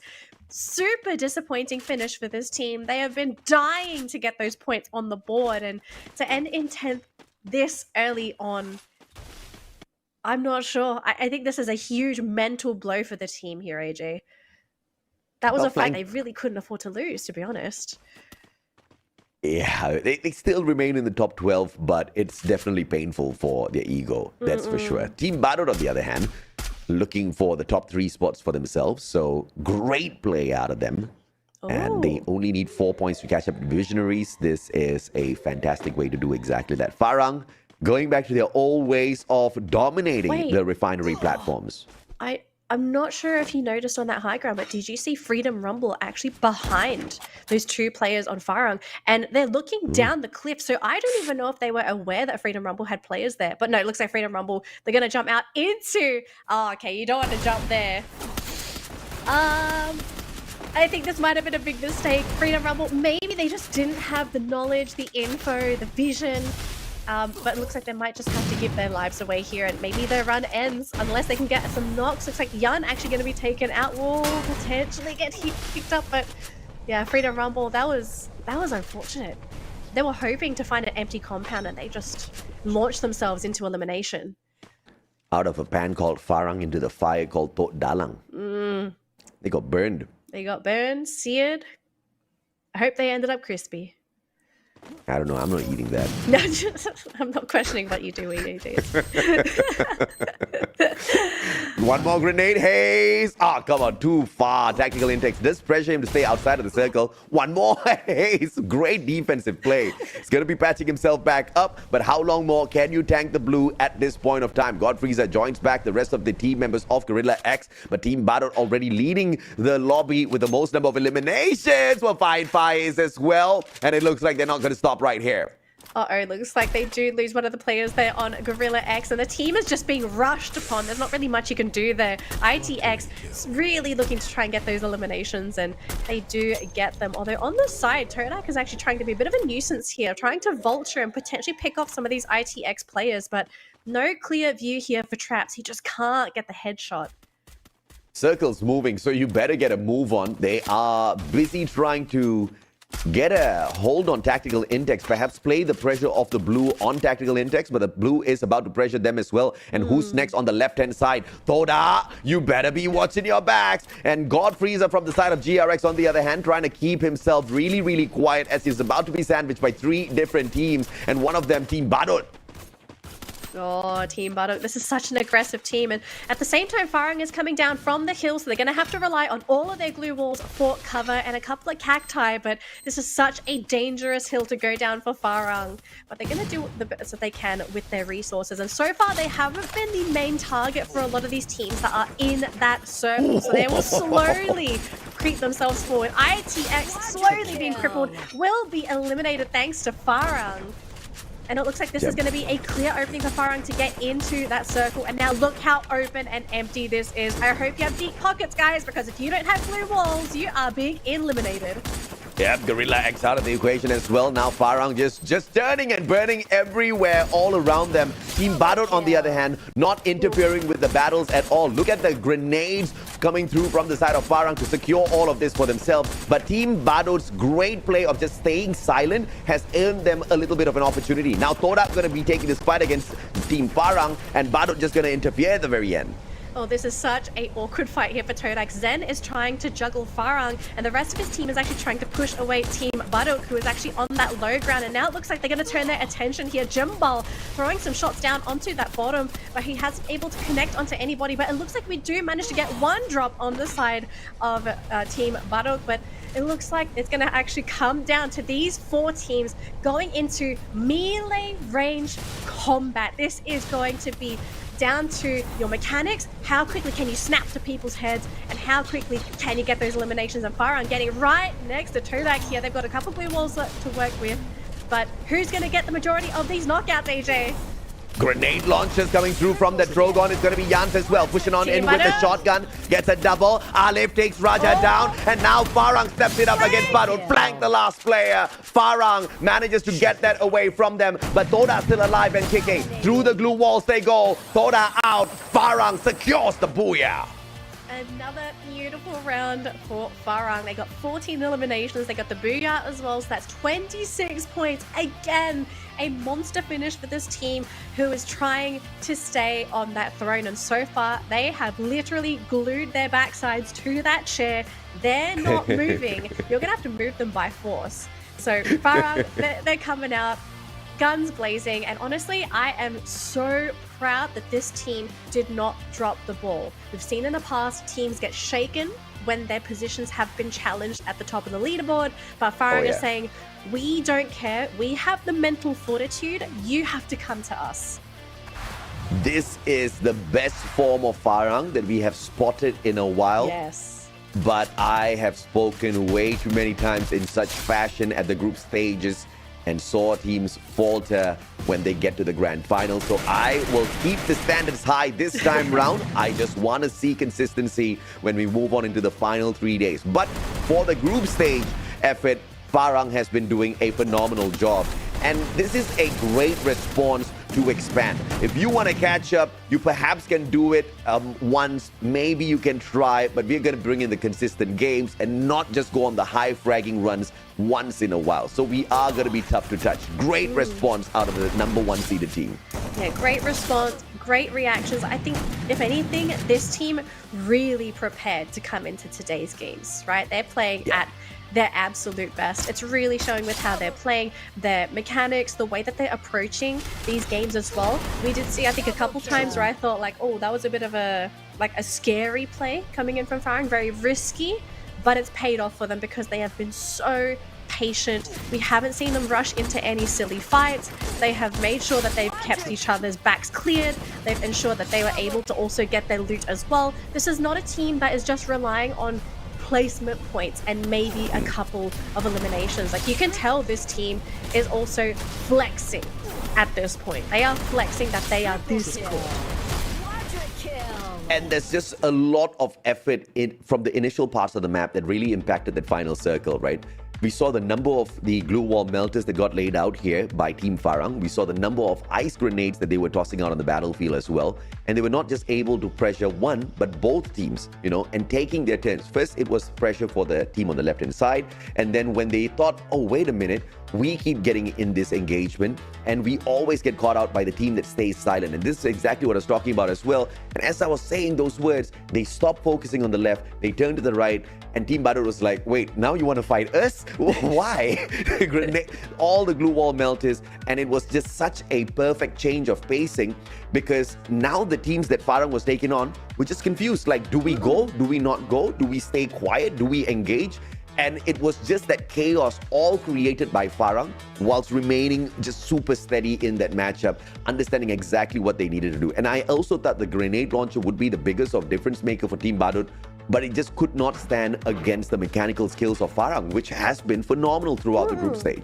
It has been. I do have a theory on sort of what happened in that late game as well. And actually, I believe came down to the resources Todak invested to try and keep Farang away. So what happened at the beginning was that Todak was taking a beating from both of the teams, right? Team Baduk, I saw them throwing glue wall melters, grenades at Todak, and I think Todak had 3 players trying to fend them off. They had 1 player to the side trying to fend off Farang. And so because Farang only noticed the 1 person focusing on them and Team Baduk wasn't doing anything to them at all, they just decided, okay, let's shoot at the team that's not doing anything to us. So Team Baduk completely caught off guard. They weren't expecting that to happen at all. They thought they were going to be able to bully Todak with Farang. All of a sudden had to change their positioning. And then of course you had the circle happen, right? It got smaller and smaller. The teams had to condense it again.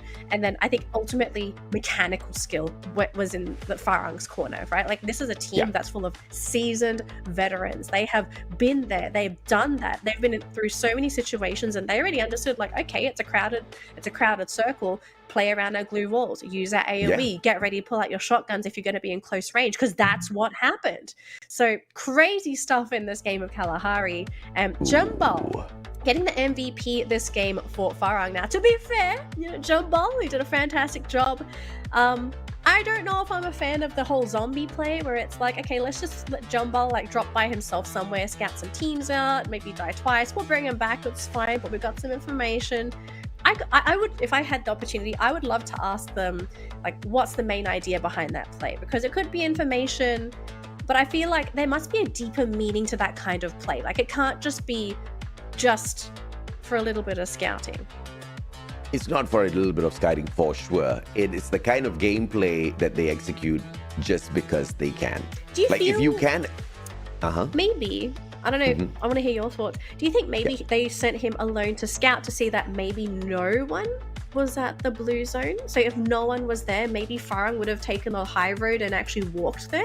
Do you reckon that might have happened? Like, could have happened if no one was in the high tier loot zone? Farang's not really a high tier loot zone hunter. Well, that's but what I was they are definitely wondering. Visionaries when it comes to planning out their exit route. Their exit strategy has been very phenomenal thus far. And usually spreading out far gives them a rough idea of where they can move on to next to continue their looting progress. As you saw, there was just a lot of utilities on the side of Farang by the time they got into that final circle, and that is that you know, beautiful strategy executed that gives them so much of that. Yeah, so Farang, they're doing things that maybe are a little bit too next level for us casters, who knows? But I mean, they're getting the wins. They got 26 points. These guys are happy. They are, at this point, not being challenged enough, but that could change.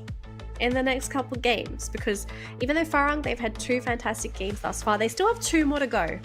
And with a game like Free Fire, anything can happen. We've seen top teams just get eliminated in 10th, 11th, 12th place in a match just because they turned the wrong corner. They weren't able to pick the right guns. They were backstabbed and were surprised. Maybe they just get cut off by nothing. Anything can happen. So we'll see if Farang can continue their road to securing the crown, because at this point of time, they're well on their way. They're halfway through, but they're not safe yet. I mean, and with that, I guess Farang is back on Kalahari as well. They are the top dominators of Bermuda. They're the top dominators of Purgatory. And now we just saw a beautiful bomber here at Kalahari from start to end. I did not expect such consistency, but if this is what we're going to get, this is champion quality. This is the World Series quality that we are looking for out of MCPS, if they can maintain this. Well, that's the question, right? Like, can they maintain it? Because we've seen in past MCPs that the teams that dominate the leaderboard during the league stage generally don't perform on grand final weekends. But there's a bit of an exception, because this is not a one-day grand final. This is a multi-day grand final. So you have days to come back. You have days to go back, look through your VODs, think, okay, we did this wrong during the first day. We've got to fix it for the next day and the next day and the next day. So they have time. And maybe this is the grand final format that maybe they needed, because one-day grand finals are brutal. I think, let's be honest, it is extremely brutal. You mess 1 or 2 games up, that's it. You've ruined your chances of coming in first, second, maybe even third. So who knows? Can they keep it up? That's what I want to know. But I can't say for certain if I think they can or not. They look great. Don't get me wrong. But I think I'm going to doubt everybody at this point. And I think that's a fair assessment, right? And at the end of the day, the format that we've got on our hands right now gives the teams more maps to play within the finals than they do get at the group stage to qualify for the finals. Yeah. They play over 4 days, 4 maps a day. That's a total of 16. At the grand finals, on the other hand, there's no rotation of groups whatsoever. You only have 12 teams. Every single game, everybody's going to be a part of it. 6 map a day, for a total of 18 maps to decide who the champion is going to be. I think it's fantastic. I think the change of focus to really, weed out the weaker teams very quickly and bring on the full-on firepower throughout 3 days for the grand finals with teams that really can give us exactly what we want, not just at the end of the game, but even at the beginning of the matches in itself, is going to make this one of the most, if not the most exciting grand finals we've ever had for MCPS. No, I agree. I think this is going to be a real test for the teams that are really good at adapting to a ever-flowing meta.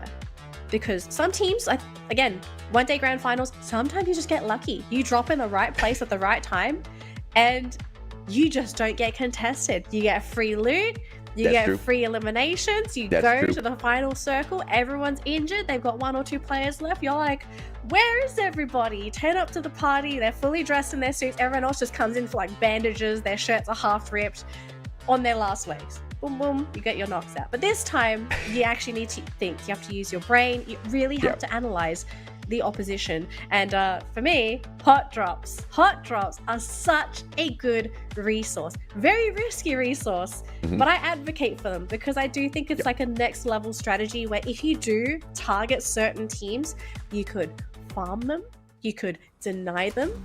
There are so many ways that you can do it, but hot drops are, again, extremely risky because you are also playing with RNG. You can't guarantee your loadout.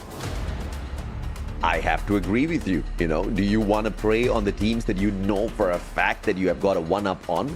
And like you said, Danny, you drop in there, but you find no guns, maybe just a couple of snipers, and all of them have got shotguns, Drogons, they've got Mag-10s. Yeah, you better run, son. Just start digging your grave with your sniper rifle. It's fine. Just start digging. It's all good. Yeah, it's epic if we get any sort of drops like that today. It is. Well, we are going to be jumping into Alpine, ladies and gentlemen. Next game is ready to go. So let's see who's going to get the booyah this time, who's going to go up on the leaderboard, and who's going to potentially go down, and who's taking that high tier loot zone. Luton's going to be on a exclusive island on its own this time around. Flight path's going to be super decent to everyone, opening up the full map anywhere you want. On the map of Alpine, you can take a drop on and expand as usual. We'll be looking for Forest Red. And we are seeing Ilustrados Juegos going to the blue zone. Although, is that, yeah, no life going to contest them? Is there someone else down there? Is Visionary down there as well? Oh my god. Is that the whole team or is that one person? No So life is there. Ilustrados Juegos. There is Visionaries there. It's a 3. Oh my gosh. I'm ready for a bloodbath. Grab your pans, guys, because someone's not getting a gun. And X-Roy's there as well on the bridge. I mean, what's Axis doing here? They're the last team we expected to find in a 3-way. This is about to become a 4-way because the player from the side of Axis detects a little bit of weakness here on this island. They're going to be aiming to get a couple of frags for themselves. And look at X-Roy. He's not backing away. He's running straight for the action. Goodness. Oh, this is insane. Visionaries, they're already down to their last player. Ilustrados Juegos, they have 2 eliminations. X-Ray coming in for the backstab onto Brentu, but he wasn't able to finish him off. Geek Fam's coming? Oh my goodness. What is this? Party Island? What is happening? It's Party Island indeed. And Geek Fam, nobody invited them, but they are the ones who are going to sneak into the party and pretend that they got an invitation. Visionaries, the first team to be eliminated right off the bat, and no, like they weren't even able to secure that final hit as well. So Fikri, he's in the corner, he's praying, he's saying his last word, but Youngster actually going to be dropped down there by Ilustrados Juegos. That's going to be another elimination. No Life does finally go down to Geek, who are able to sit on 4 eliminations, although now Ken's awkward position having to go under the bridge for cover. Geek Fam, this is going to be a very expensive engagement. Dawis, beautiful snipe, but that's not going to drop any players from the side of Ilustrados at all. 7 eliminations. Ilustrados at this point is just turning around. You know, they're doing a victory lap here. They're thanking everyone. Thank you for coming. Thank you for the points. They've come in with the glue shovel. Thank you for the loot. Nah, Ilustrados Juegos, they rocked up to this party with the glue shovel. They're like, hey, Farang, we're ready to scrape you off that chair. That's ours. Oh my goodness, so relentless. But I have to say though, I am thoroughly impressed with how that went, because 3 team drops like that early on. Firstly, crazy. But to see them actually be able to win that, I really think it did come down to mechanical skill and experience from there, because to win those really scrappy fights, you have to understand your positioning. Like, where are you going to be that's going to put you in the best position possible to give yourself cover, to give yourself an escape route? How accurate are you? Can you guarantee that when you aim at somebody that you're always going to have your hit reticle on them? So Ilustrados Juegos just really showing off how powerful they are, how strong and how talented they are at Free Fire. But again, can they get that booyah? Because they've got so many points that they have to get if they want to overcome Farang. Like, I'm expecting 30 after that start. If they can pull off 30, it would be quite impressive. But Axel, Tatsuya burst. Speed is going to get caught with his pants down. But gets away. Beautiful timing. Axel, relentless with the shots. He is going to be backed up as well, but no eliminations from him just yet. Tactical Intex gets away with the skin on the neck. Beautiful stuff. But red-faced, though. He's running red-faced? Oh, but I don't think anyone saw him. Yeah, so lucky for him, Crime didn't see him at all, so he will be able to escape. Although he is running into Freedom Rumble territory. And Too Fast is going in a little bit closer. Oh, I was a little bit scared. I thought he may have gone in a little bit deeper, but this man, he is playing very smart. Although ITX, did they not spot him? That's the guy that even expanded and see. So that is Redface in a beautiful position to backstab the rest of the players on the side of Expand, and he does exactly that. But Too Fast gets tagged up. Now the information's given away. Expand's going to be keeping an eye on this guy at the back as well. But question is, who's going to engage Too Fast down on the ground? And he gets taken out of the equation. And I have to just chuck this all up to luck. The fact that Redface did not get spotted out just turned out to be such a blessing here. Yeah, he's going to try and catch up to his teammates as well, running towards Zipnu. And yeah, Redface is getting a bit closer. Yeah, so Expand, they're just going to leave Too Fast. They'll just be like, it's okay, man. We'll buy you back later. Although Redface actually getting picked up there by Asta. So that's possibly going to be an elimination as they do finish them off. Oh my goodness. So Freedom Rumble going to pick up their first elimination for this game. And this is actually another team that really needs these points, AJ. For sure. They were just late by, I think, 30 seconds there. Could have saved too fast. It would have brought pandemonium upon Tactical Intex. But you see the pace of repositioning coming through from Tactical Intex here towards Rivermouth. And Expand, on the other hand, they are going to be pretty comfortable with their captain as they continue to loot up Malaysia. They've got a vending machine there as well to spend all of the coins that they have been able to collect thus far. Freedom Rumble, with that one that they've picked up, they're going to be pretty comfortable because this next circle, everybody's waiting to see exactly where it's going to drag the full of the lobby. Yep. This is going to push Ilustrados Fuegos off their island as well. So their pool party, whatever they're doing on their island, they're going to have to abandon it at some point. But I am quite surprised that they actually decided to stay there. I thought that team would have been a little bit more aggressive during the early game, considering how well that they did and the fact that they actually had access to all of that, the high tier loot zone. So maybe playing a little bit safe. I guess that's all right, but we'll see if this pays off a little bit later on because they are really looking to try and get those eliminations later on. Torak, in the meantime, trying to get away here. And Zen, so far, put on his juking shoes, but he's going to run right back into them. And is this going to be a mistake? It looks like it is. Trap, though, in the meantime, is with the rest of his teammates. Noki is there as well. They are outside the zone, so they're going to have to try and out-heal that damage. But it's not looking too good with the numbers game. Now it's 2v2. Hang on a minute, AJ. Yep, Trent with the P90 opportunity and plays the timing well. Just stays behind the wall but gets traded out. Let's go. The final survivor saves the team. And Toda, they continue to struggle. They're not in the top 12 yet. That was an opportunity to climb in. Who's next? Barely scraping by in that battle. But that's going to be some more points for this team. So good stuff for them. Able to preserve themselves, pick up some more of those points, and continue on in this round. So, big one for who's next, because they were right behind Toda on the overall leaderboard. I believe just 2 points behind them. So that engagement made the difference for sure. Exactly. Now, we are possibly going to be running into another skirmish here as Geek Fam are going to park themselves right next to ITX. Now, Geek Fam, I don't think they have any vision on ITX yet. ITX just going to watch them cross the bridge. Or they're just going to buy out. Oh, but hang on a minute. Up top, though, we are seeing a move. Oh, no, that's still who's next. All right, no action. Never mind. False alarm, guys. A little bit of a slower game here. Everyone's just getting ready. But it does seem like the next circle is going to be within Forest Red. So teams are going to have to start rotating, and we are maybe going to be seeing some gatekeeping here. And Freedom Rumble is in a really good spot to potentially gatekeep 2, maybe even 3 teams here.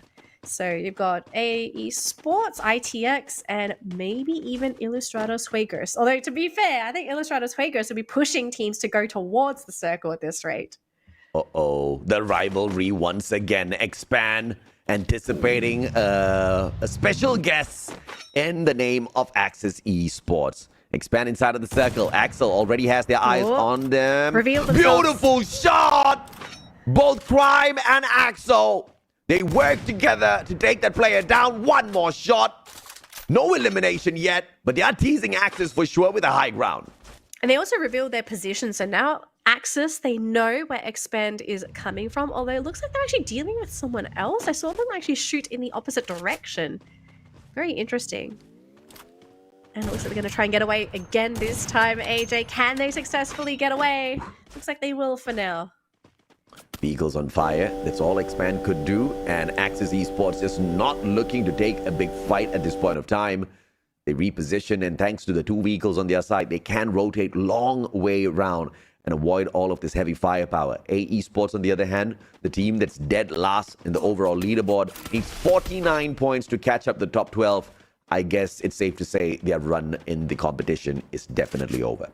Yeah, I think that's a reasonable observation for the team.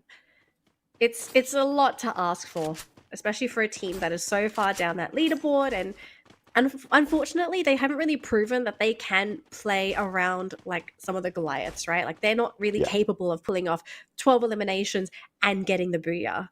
So to have to pull that play twice to come back, it would that's a lot. You're asking for the stars to align at that point. Now, I'm just asking for day one where they hit 2 booyahs, they give us 45 points, and that's it. That was day one. Yeah, that's it. You That know, was like it. after that, day 2, 13 points, day 3, 8 points. Things are getting worse. I want them to get better. It's going the opposite way, unfortunately. Yeah. It makes you wonder, like, what sort of happened if the stars aligned during day number one, and maybe that was why they were able to get the booyahs, or maybe there could be some internal problems, because like normally when a team underperforms, sometimes it can be a factor of something happening internally and the team's just not clicking. Like there's miscommunication and the team's just not able to play at their best. We're going to just sit here and watch Axis as the team continues to reposition. Now, keep in mind, Axis have no eliminations this round, so they're currently not really sitting on too many points aside from placement. And wow, A Esports challenging Geek Fam here. Well, technically, they're just trying to find the safe zone, and Geek Fam's like, wait a minute, hi, who are you? Can we get to know each other? Maybe not, maybe later. Yasta with the shots, and it's going to be a couple of grenades tossed onto their heads first. Dual wall melters, look at the combo alongside the cluster. Hardik does get Razik, and the Frank does get Yasta one as well. The players can't get away, and AE Sports, what a speed blast by Geek Fam to pick up the 8th elimination point off of them. Yeah, I mean, Geek was just in the perfect position to cut them off. Like, A Esports were just stuck behind their glue wall. There was no real place to use natural cover. Too Fast actually getting knocked down. And, interesting. All right. Expand actually flying into this fight, but the team's not looking too healthy so far. So who's next so far? Going to be currently leading. 2 players down, though. Oh, numbers disadvantage. This is where things are going to go bad. And Axis driving back. Axis is coming back. Hey, you wanted to tease this earlier, baby? We are back. You better be ready. Expand now. Quickly disposing of who's next. But they need to be a little bit faster because they need some time to patch themselves up as well. Crime MKS, don't waste all of those bullets because here comes the most lethal team that has been able to torture you. Your one and only enemy at Axis Esports. X-Roy leading the fray. Cobra gonna get caught out first. He wants to chop the head off the snake, and he will find exactly that. Mano for backing him up, and it is one more player that they have to hunt down. If Axel goes down, this is all over. Oh man, Expand were in such an awkward position because if they continued to run in that direction, they were actually going to run into Ilustrados Juego, so literally pinned between a rock and a hard place. So Axel, the last remaining survivor for this team, he's got to play so sneakily, but even then, like, where can he really go? Who's next? Barely surviving with Tress, just constantly self-healing behind this hay bale, but at some point, he's got to move. But you look at Axis, they're circling the area like sharks. They know someone's still here. So they're just going to stick around. They're like, we want this elimination. And Geek Fam going to challenge Freedom Rumble. The rivalry between Axis and Expand continues, and that bout this time around won out by Axis. Axel will be found by Phoenix, and they get taken out of the equation. I don't think Expand's going to find that. Hello? This man is still alive? Oh, there we go. Oh my goodness. Might have to apply to be a spy at this rate. Does a fantastic job with the sneakiness. But now we're down to our final 5 teams here, AJ. We've got Freedom Rumble, Axis, Ilustrados, Juegos, Geek Fam, and then up top we've got TB. So this is a pretty open circle. We don't have too much natural cover to work with, and Yazid actually being picked off there. Not the best place to be picked off too, because you can't easily pick him up. Yeah, Team Barut once again back in here. And they will find that final circle very quietly.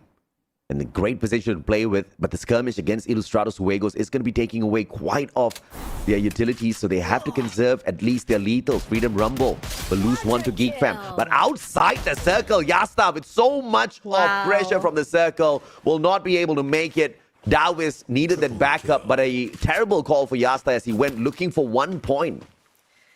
I feel like they made that kind of play because they knew they can't guarantee the booyahs. They're saying, we're going to try and get as many eliminations, knock out these teams before we get taken out.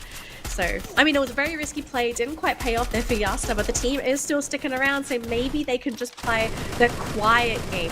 We have seen this work out for some teams in the past. And Axis are looking to pick up points themselves. So going to be challenging Freedom Rumble, who is playing a little bit more defensive, but they are committing to a lot of defensive resources. And Fennec actually being clipped there by Nappies.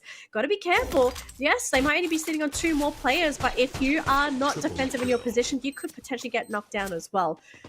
They do get 1 pick, and that's going to be 1 last player hit left here for Freedom Rumble. It's Nutbiz. He's all alone. Geekfam also sitting on their last player too. It's Darwiz. Can he get a knock? It looks like he won't be able to. He missed the shot. Now hidden behind the tree. He's got blue walls. He's still trying to heal up. Freedom Rumble, 5th place here, AJ. This circle is getting awfully small.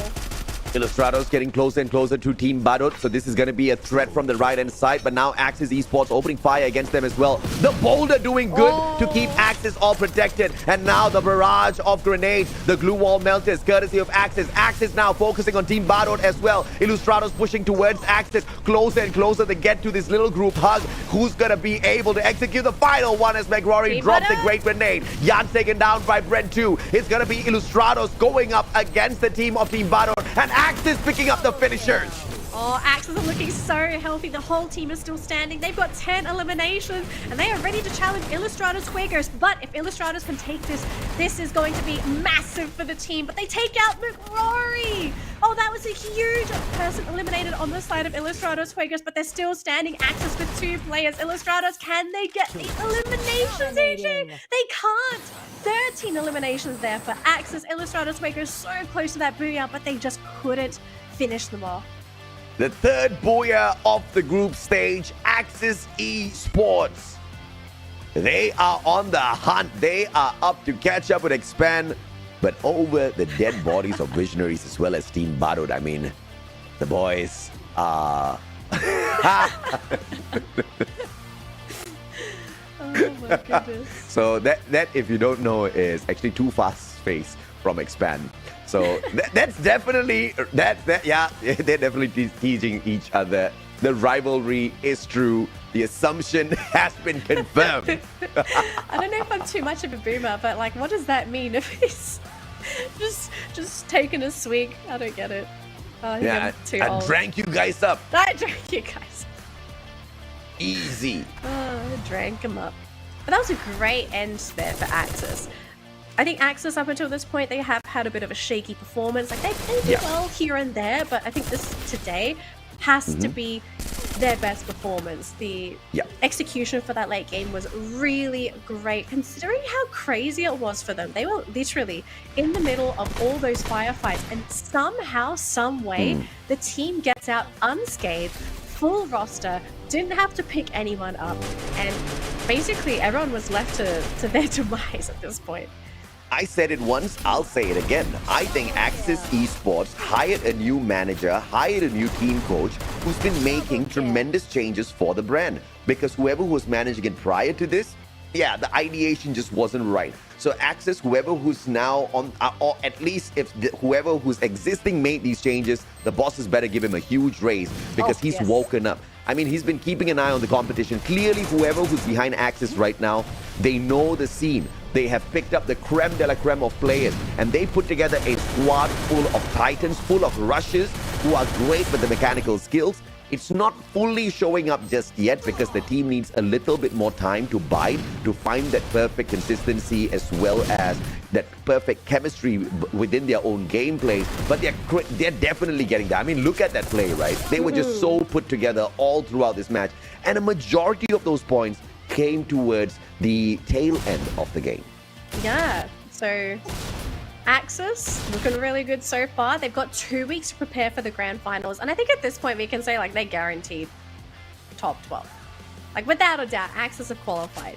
So now, I mean, for sure. Yeah, so now the team, all they really need to do is to try and polish everything up before the grand finals in 2 weeks, which again, plenty of time to do it, but you've got to do it sooner rather than later. And this is already a really good sign for Axis. I mean, if they keep this, from day one, they've been a very capable team, right? When we saw the roster, we were like, whoa. Because, I mean, I'm pretty sure Axis heard us, saying all the things that we said about them in Season 5. Those were not very nice things. unfortunately, the performance was horrible. And this fresh new roster, they're just built of players that can get the job done, right? But it kind of mainly seemed like they were gunning for expand at the start of the group stage. But now that they have just stopped, fooling around on the battlefield, I mean, clearly they still are fooling around at the end of the matchup, but they're getting a little bit more serious. You can see that impact being brought out, right? I mean, they can play tactically. This is a team that has been just rushing throughout the whole of group stage. Now, finally, when they slow the pace down and they play some tactical approaches, just like how Farang does, they can execute perfectly. Well, can they continue to execute perfectly? That's my question for them. Because again, consistency is the key to success. Yeah. AJ's favorite word. But I think there's a lot of merit to that statement, because if you can prove that you can always perform well, that's already a testament to how good you are, because you have guaranteed a certain level of quality for your team. You don't make silly mistakes. You know what you're doing. You know how to outplay your opponents. Like, being able to combine all three of those qualities and to turn it into consistency, it is very difficult. Very few teams can say that they can perform well all the time. That is very true, right? I mean, if you look at Axis's performance thus far, day one was great, but day two, it was a day of no-show. They only picked up 19 points over 4 games. And then they came back with a banger of a day yesterday, 64 points. And today they are way past 40 already. So I think if it just wasn't for that one day of down performance, you could see them, just like Expand, fighting for that number 1 spot. In fact, Axis could be in the number 1 spot if they had just showed up on day 2. But that's exactly how it's going to be when you have got a competition like MCPS. This is the creme de la creme out of each individual region thrown together in one lobby. It is going to hurt sometimes. Yeah, and of course the competition isn't going to allow you to make those mistakes. Like in the past, maybe the first couple of years of Free Fire, it was much more close, much more even, because teams were still trying to feel things out. Everyone was making mistakes. But we're in season 6. Like, how many teams are just going to continue to make mistake week after week? People are starting to polish up their game. The game is becoming more and more high skilled, high level. You need to be, you have to be perfect now. You can't be making those first season mistakes anymore. So, I mean, the teams are learning it the hard way, and some of them are improving. Some of them maybe needing a little bit more time than others. And some people might just have to have that big wake up call. Like, we've seen it with a couple teams before. Like, they have to have a terrible week to realize something is wrong. Otherwise, they would just continue to play as they would. So MVP for that round, it's got to go to Phoenix on the side of Axis. Man's managed to pick up 5 eliminations for himself. I mean, if I could name MVP, like the team in general, I think that round was also MVP. And yeah, there we go. Axis as a team, MVP altogether, flawless execution for that round. They deserve MVP easily. Oh, definitely. I mean, 25 match points. Everybody has been trying to match up to what Illustrados can do, but at the end of the day, they're not going to mind too much if they are still winning that lobby, getting close enough. 13 eliminations, 25 points. This is one of the best runs for Axis Esports, and it is going to now put them in the top 5. How crazy is that? Well, I think the team's going to want to stay in top 5 as well, because the higher you are, the more prize money you're able to take home for the league stage. So match standings for match number 4, Axis Esports going to be taking home 25 points for the round after securing their 12 placement points and the 13 eliminations. Illustrados Fuegos, like, this team was on fire at the beginning of the game. They started with 7 eliminations, and then things just really petered out. Like, yes, they got second in placements, but I'm quite surprised at how quickly Illustrados just sort of stopped after what happened. I thought they were going to pull off an expand and then just go around trying to pick up elimination after elimination, but I kind of wonder what happened. Sometimes greedy people get punished, and Illustrados did not become that greedy. Great stuff from them in terms of just maintaining the number of points. At least they pulled away the 9 placement points, which is basically the second place. They got into that final circle. They kept their heads down. Ooh, just couldn't win out that final battle. But yeah, look at that gap. Just 20 points now between Illustrados as well as Farang. Very doable. And we have got one more game, one more opportunity for both Illustrados as well as Expand to gun for Farang's spot. Yeah, but Farang, they still have 2 games, I believe. So this is going to be a big call, really, for Illustrados and Expand. If they can somehow I say somehow because I think for Expand it might be impossible at this point, but Illustrados Fuegos, if they can somehow dominate Farang in one of the games, get the points to close the gap, score more than Farang, and then at this point hope that Farang fumble the ball in their last game, maybe, just maybe, they can swipe away that first place. But again, 2 games, and one of the games you have no influence over. Like, that's the scary part. It's definitely scary when you can't do much. So all Farang needs to do is just grind their teeth at that very final matchup if they do not perform at Nextera. As far as Illustrados and Expand, as far as they can do is try their very best at Nextera, because obviously they do not play game number 6. They just have to stick for this and take this as a lesson. If you want to gun for that number 1 spot, you have to start early and you have to remain consistent, because waking up later part of the competition, definitely you can be one of the top contenders, but you are going to be overall disappointed, because I think it's a little bit more bitter to be in a position of Illustrados rather than AB Radicals. AB Radicals are like, yeah, it's a bad season for us. But Illustrados are like, we were so close. So close yet so far. Well, to be fair, the real prize is the grand final. So, Correct. maybe you fumble the ball now, but if you can pick yourself up and get yourselves ready for the grand final, maybe it doesn't matter at all. So we're going to let the players sort of think it out. Maybe if they have to go to the toilet, do so now, grab a snack, have that last talk. But we've got 2 more games to go for this evening. But before that, we're going to have a quick break. So we'll see you all after this short break as we prepare for game number 5.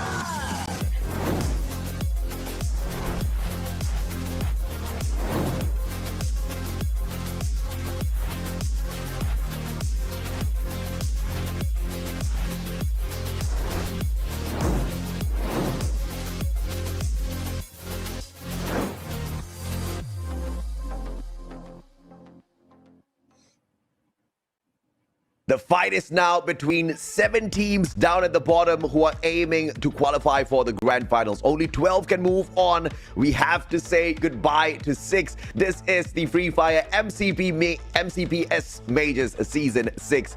And the final day for qualifiers. The final 2 games now left. My name is AJ. I'm the Mustachio down here with Danley this time. And we are your casters for the day. And what a day it's turning out to be, Danny. And we've got 2 more games to go. I mean, the games today have been great. The leaderboard has been fluctuating all over the place. We've got so many things happening at the top, at the bottom, and even in the middle. Some of the teams are actually fighting over some of that prize money over there. But ultimately, you're right, AJ, right? Top 12 is the ultimate goal here for these teams because the league stage prize money, it's nice, but you want that grand final prize money. That's the lion's share right there. Now, most importantly, we've got to see where everyone is right now before we start these last 2 games. And I think at this point we can establish that Farang in a very comfortable spot in first place, but they're not safe. If you are in Group A, and that is basically Tok Dalang as well as The Illusion in the 13th and the 14th spot, you still have great opportunities because we've got 2 more maps to play. But if you are Toda, then you only have Nextera. This next map is Toda's final opportunity.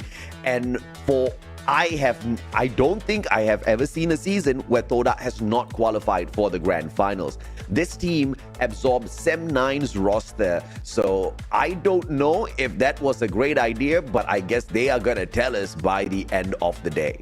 Oh, I think at this point they really need to tell us. Is it working out? Is it what they are hoping for or expecting? But what we can expect is our 5th match. Now, the 5th game today is going to be on Nextera between groups A and B. And then, of course, we have the grand finale, match number 6. We've got our random map for groups A and C. So this is the last hurrah for teams in Group A. But for B and C, this is their last round of games. So if there's a time to shine, it's got to be now. Every time Farang has showed up, Farang has walked away with a booyah. How about that? And Farang is going to show up 2 more times. Can Farang do the exact same? Can we see the ridiculous consistency from the number 1 seeded team? There's a high probability we do exactly that because we've talked about this already. Farang, they didn't have the best of starts to the competition. They started off day 4 on 44 points, which was decent. 79 points on day 2, which was phenomenal. Day 3, they picked up a total of 61, which was the top 3 highest points picked up by any of the teams within day 3. And now on day 4, they are already at 49. I mean, Farang is off to a great start here at the group stage. It's looking like it's going to be pretty phenomenal for them at the grand finals, unless some of these other teams start waking up. Maybe it might come down to these teams just eliminating the problem, aka Farang, because Farang is going to be present in these last 2 games. And they've been hogging a lot of the points as well. They've been consistently scoring high, and you know, every time Farang plays as well and secures a lot of kills, guess who those kills are going to? The last teams on the bottom of the bracket. So we'll have to see what happens. You know, maybe the Kryptonite. You know who will agree with your strategy and theory here? Who? Farang. Farang's like, yes, Danny, yes. Please tell them clearly we are the threats. We are going to take all of the eliminations. So don't wait for us to come to the final circle and take it all off of you. Come meet us early. Maybe you can take it, or maybe we'll just use you to feed on you and get those points that Danny's talking about. That could be the possibility. But let's jump into this game here, AJ. Game number 5, Nextera. Where is everybody going to go? Oh, such a kind flight path. Once again, down the middle of the map. Whole map wide open, every single compound playable on Nextera, and it has been the most annoying map thus far when it comes to final circle battles, because that's just all out chaos. The amount of compounds, the amount of buildings that you've got out here, you barely see the glue walls being abused. In the final circle, you get a combination of glue wall mazes and buildings. So a lot of players, a lot of lives will be in that final circle. You just don't know who's going to get third party. It's looking really crowded in here as well, because we are seeing a couple of teams sort of jump right on top of each other. Farang and A Esports actually going to be sharing the Plazaria, which this is not ideal. So what's going to possibly happen here is that, you know, if by some miracle, A Esports can eliminate Farang. They have eliminated the pressures for a lot of the teams competing in this round, and this is going to pressure Farang to have to play out of their minds in their final game. So A Esports, it could be all on their shoulders. It sort of depends on what's happening, but the fight's not happening here. There's fighting on the other side of the map, and actually Expand are just about to lose the Axel here to Kenshin on the side of DL. Nice elimination so far. One player eliminated on DL. Expand look like it's only Crime MKS here, and I'm not 100% sure. He doesn't seem to be the only one here. Too Fast is actually behind him, so it looks like Kenshin is currently pincered by Expand. So this might be a sad story here for Kenshin. The backstab is there, and they do get the knock, so that's going to be 2 eliminations there for Expand. Although they did lose the Axel, they can potentially buy him back. So it's not too bad, seeing a little bit of action already on this map here, AJ. But I was like, A Esports, are you sure you want to challenge Farang? Because that is a play.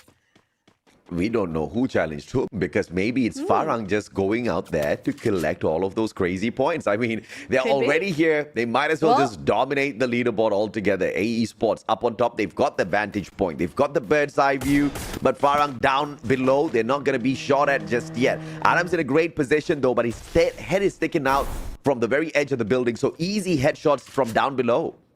But so far, no one is down. So both teams are rather safe. It's just a question of, is it either going to be Farang to go up or A Esports to go down, because neither of these teams are looking to give away their position. No way that they want to give their advantage away. And actually on the other side of the map, we're seeing some of these other teams go for some massive skirmishes, and we are seeing some casualties over there. But Farang still camping it out, and actually it's going to be Fies to start working working down some of these players on the side of A Esports. And we do see Ryu going down. And, well, that's not really ideal there. McRory in a great position to punish Yoon, who's trying to run away. Uses Mother Nature as cover. Brings up the glue wall. Grenades! Yoon gets taken down. Great play out of McRory. And great vantage point advantage as well. Fantastic positioning. And Tot Dalang in it. I was about to say they're in a lot of trouble, but out they go in the 11th spot. Yep, so 2 teams, 3 teams actually going to go down. So already seeing a lot of action on this map, but 3 eliminations this early on. It looks like so far people are saying there's not enough room for us to share any of these compounds. We're just going to have to take you down with it. And looks like Farang going to continue on with their looting. But we're seeing a lot of the, I guess, bottom of the ranking teams getting eliminated here, AJ. Like all the bigger teams are feasting, whereas the lower bracket teams are kind of famining at this point. And it seems to be a bit of a trend, especially with these last 2 games, right? Like we haven't seen too many of the struggling teams be able to make any of those big comebacks. And I wonder, do you think like maybe this is just a testament to how fierce these lobbies are? Like the players and the teams are just getting so good that some of the newer talent, the newer blood, can't really get a foothold. I don't think so. I just think that they are just a little bit down with the morale. You know for a fact that you're not going to be making it through, no matter how much of a fight you put up. And sometimes when you go in there, even if you do have a opportunity to make it through, you kind of convince yourself somebody else is better. Some other team has got a better strategy, and you step into a matchup half-heartedly. I think that's going to be some of the factor that affects the players' capabilities out there on the battlefield. We've seen that engagement already coming through from Tot Dalang. I mean, if you are a team that looked at the 13th spot as an opportunity, that's not how you'd be playing. So I think they were down in morale. But the Sri Lankans, they skirmished off well against Axis Esports, shooing them away from their compound. And now they take on No Life. Both of these teams are not in the top 12. So this is a big opportunity for either side. The Sri Lankans stand a better chance. But Tamash getting tagged up by the grenade. Great reposition. Glue wall brought up by Cass. Still finds the spray out of the shotgun. Yep, Tamash going to be a person that's eliminated in that fight. So there's going to be one person down, not looking too good here. Josh! Oh, he walked into the grenade. Was not expecting that at all. And I believe we are looking at maybe the last person here on the team. Aimbot all alone, just sitting behind this blue wall. Going to be chipped down. Throws up another one, but I think this might just be it. It's going to be another elimination there for No Life. That's going to be two kills, 2 points, 3 points total for the team. So actually looking pretty good here for No Life. No Life has been in the elimination spot of the overall leaderboard for, I think, 3 days now. And unfortunately for the team, they haven't brought out the kind of consistency that they want. But yesterday, we saw that No Life has got fight, because the final few matches have been absolutely beautiful. They have managed to garner enough points to now put themselves in the running for top 12. They just need 27 points more than who's next. Teams like Gorilla X as well as AV Radicals, and they've got 2 matches to pull this off. So, 1 match to pull this off. Oh, that's a big ask. That's a huge ask. So I guess they're off to a fantastic start. If this is what is expected, if they can continue like this, then maybe they can. We'll see if their story does come to fruition, because it would be a literal Cinderella story if they're somehow able to pull off that 20-point round today. And 27. Oh, 27. Oh, okay. Close to record breaking. We might be hitting the impossible at that point. Well, we'll have to see. You never say never. We've seen some crazy things happen over the course of all of these MCPS seasons. All right, so it looks like for now we're just seeing everybody continue to loot, because remember, we're missing 3 teams. They all got eliminated within like the first 2 minutes of the game, which is almost unheard of in a lot of these cases. But it looks like AV Radicals going to be showing their position, showing which compound that they're in. So Jumbal going to be leading the way here for Farang. Now remember, if Farang get eliminated early here, this would be a huge blow to their potential running of keeping their butts on that throne. But at the same time, Illustrados Fuegos also have to pull off a miracle round themselves. So maybe it comes to AV Radicals to shut down Farang. Axis got shut down earlier by the SL Riders from Sri Lanka. But clearly they've managed to find the revival. So full squad once again for Axis. Opportunity maybe later for the final circle. The Sri Lankans find a revival as well, as the skirmish continues between Farang and AV Radicals. Good grenades up top. A mistoss from AV. But look at Fires pushing way far back to get a good vantage point to spot the players up on top. Ramiel. And Fires finds a perfect one. Ramiel down on the ground. But the recovery is going to be easy unless the grenades are barraged from the back. Yeah, Ramiel does get picked up though, so AV Radicals back to 4 players on their team, and Jumbal actually going to be knocked down on the side of Farang. Spade is very, very low. Just 1 bullet could potentially down him here. So Farang, maybe taking a little bit more than they can chew. The team is still very aggressive, still confident that they can make this play happen, and can they get the knocks? Oh no, I think it's getting a little bit too close here, AJ.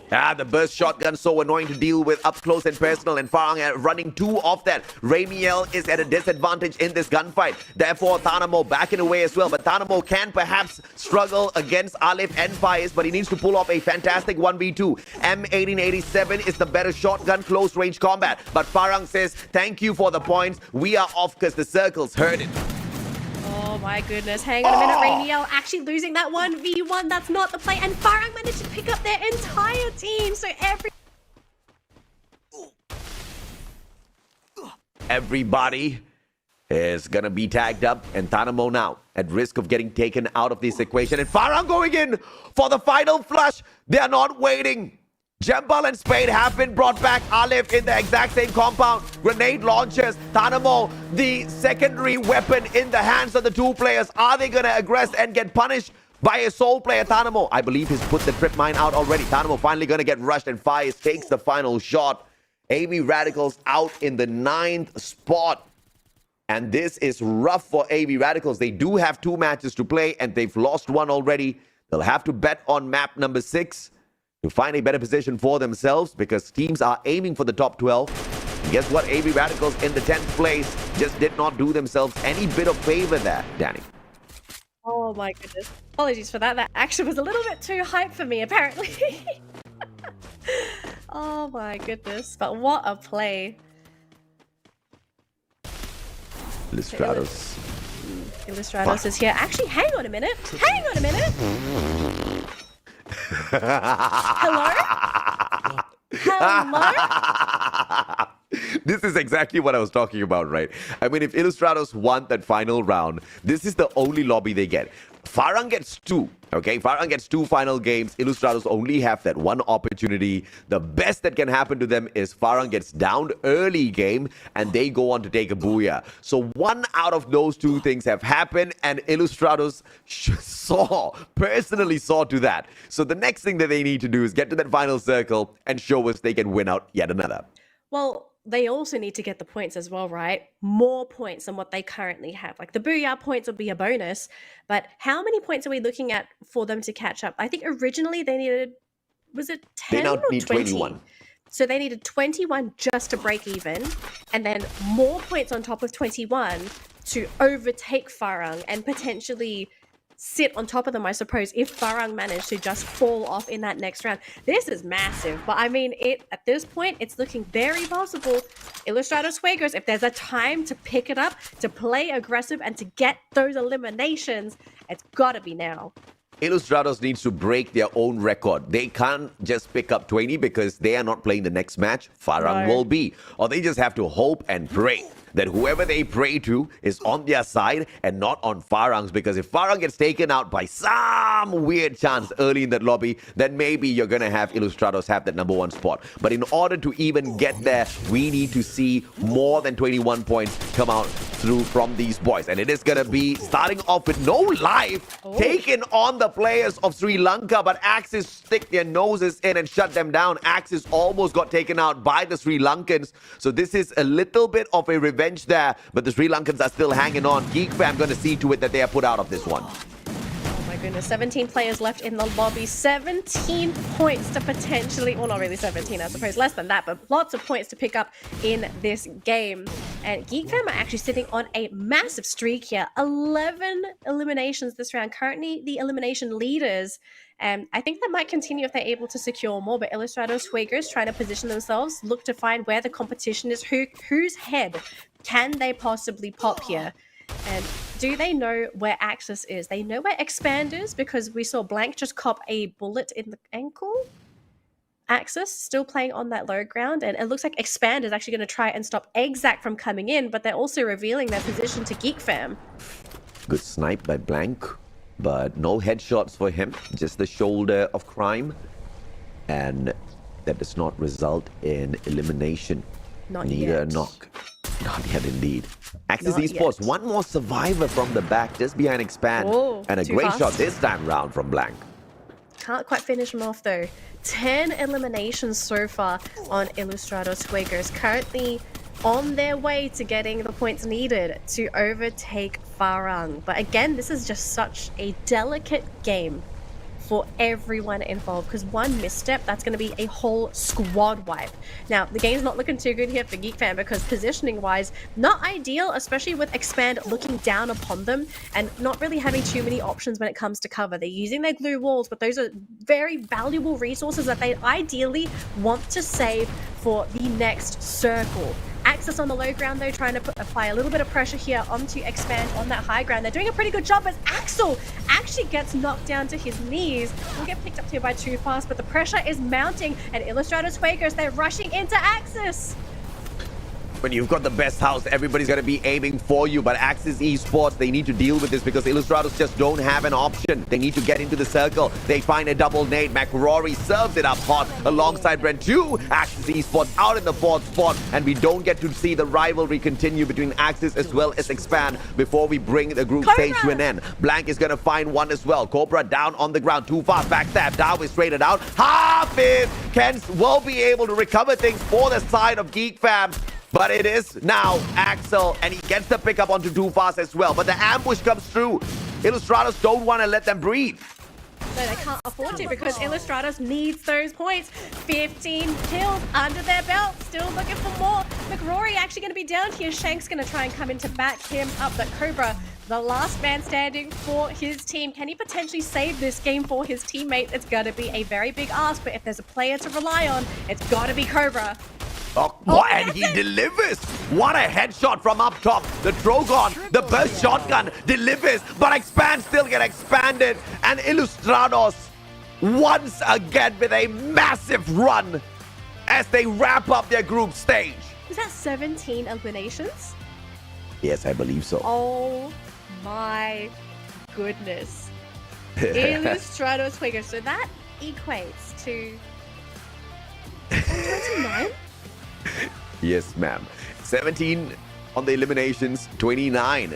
But that is if they got 17, because I didn't see the screen at the very final few seconds. It was just a heated battle between the two.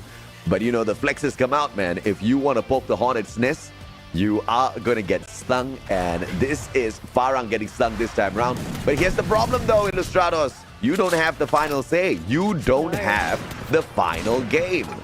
Absolutely not. Like, that has to be one of the scariest ways to end a tournament, where you have played all of your games and your rival, your competitor, the team that you've been racing head to head for the majority of the tournament, get to play a game without you, and you have no control over what happens. You're just sitting there sweating bullets the whole time. You're praying that someone comes in and ruins their day.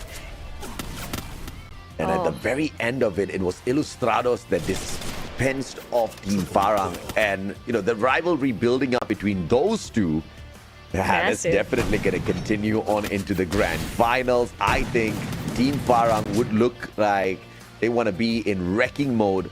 But how will the response be from the side of Illustrados, who have not only set, but also matched their own record a couple of times now, getting 29 points in the competition. I mean, insane stuff out of the Filipino squad. Oh my goodness. And actually, another thing to consider going into this last game as well, AJ, is that the groupings for this last game. Now, first, we don't know what the map is going to be yet. It's completely random, but it is groups A and C. Now, if we look at the teams in Group C, is there anyone that can compete with Fire? Not really. Look, we got to be completely honest. I look at Group C and I just think the only enemy Farang potentially have is a team in their own group. Farang does have a little bit of competition for the final circle. That's going to be Team Badut, for sure. Yes, Visionaries for sure. were at one point the threat in that final circle, but the recent few games have not shown them as a threat at all. So from Group C, I'm definitely going to be betting on Team Badut. But it's going to be dependent on the map as well. Because if we do take a drop into Kalahari, Tactical Intex, although they're not fighting for the #1 spot, they're very good on that map. And we see them dominating with the number of points that they've walked away with thus far. You walk into a map like Alpine, for example, you're definitely going to expect Badut in that final circle. So it's going to be Badut for sure, but the map will also show us a few other contenders. Well, I want to know what that map is now. You know, the tension's risen. We also need to see 100% certain with our eyes, how many points did Illustrados Fuegos get? Because from my calculations, it's 29. But for all we know, maybe they could have gotten more and I just didn't get to see the final score because we haven't seen it yet, right? So at this point, mathematically, Illustrados Fuegos are in first place, Farang are in second, but we don't know how far ahead they are. And for all we know, that 1 point, the couple points I'm not calculating right now, they could matter.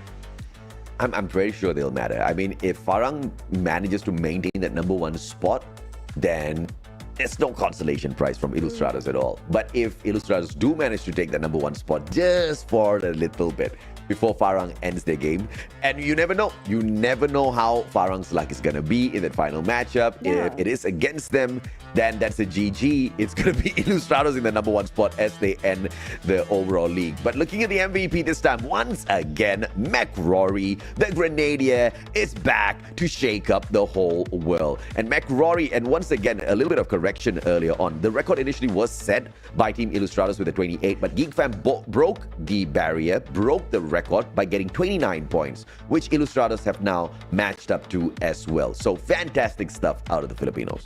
So it is guaranteed 29 points. So that is a 8-point lead over Farang? That is, we don't know how many points Farang picked up. Actually, we don't know if Farang got. Yeah, but because, Farang got. Yeah, it was the final circle fight. Farang got quite a number of eliminations too, I believe. I feel like they were sitting on 5 or 6. And placements was about 9, so Farang got 11! Which means Farang are going to stay in first place. So Illustrados, even though they put all this effort in to try and dethrone Farang, the eliminations that Farang got earlier on mattered. Definitely, it really mattered. Highest fraggers of the group stage thus far, that's Farang. I believe 132 total in terms of eliminations as of this particular game. SL Riders doing so much better for themselves. The Sri Lankans managing to pick up 10 points, but unfortunately the road to catch up to the top 12 is going to require another 29 points from them. So I think that's way too much to ask from the team. And although SL Riders do have one more match, they are not 29 points capable just yet based on what they've shown us thus far. But the rise of Geek Fam to take the second spot is pretty impressive. Yeah, Geek Fam have just been slowly rising up in the ranks, and maybe this is a sign that they're going to be major contenders going into that grand final, because some teams we have seen that when the season starts, they're a little bit slow to mature. So they sort of start off the season, you don't notice them. They're just in the middle of the pack or the bottom of the pack, but they just slowly get better and better and better. And by the time you start noticing them, it's a little bit too late because they're maybe a little bit too good. So you have to put that extra effort in to sort of learn what they've learned in the process. But AJ, we're down to our final game.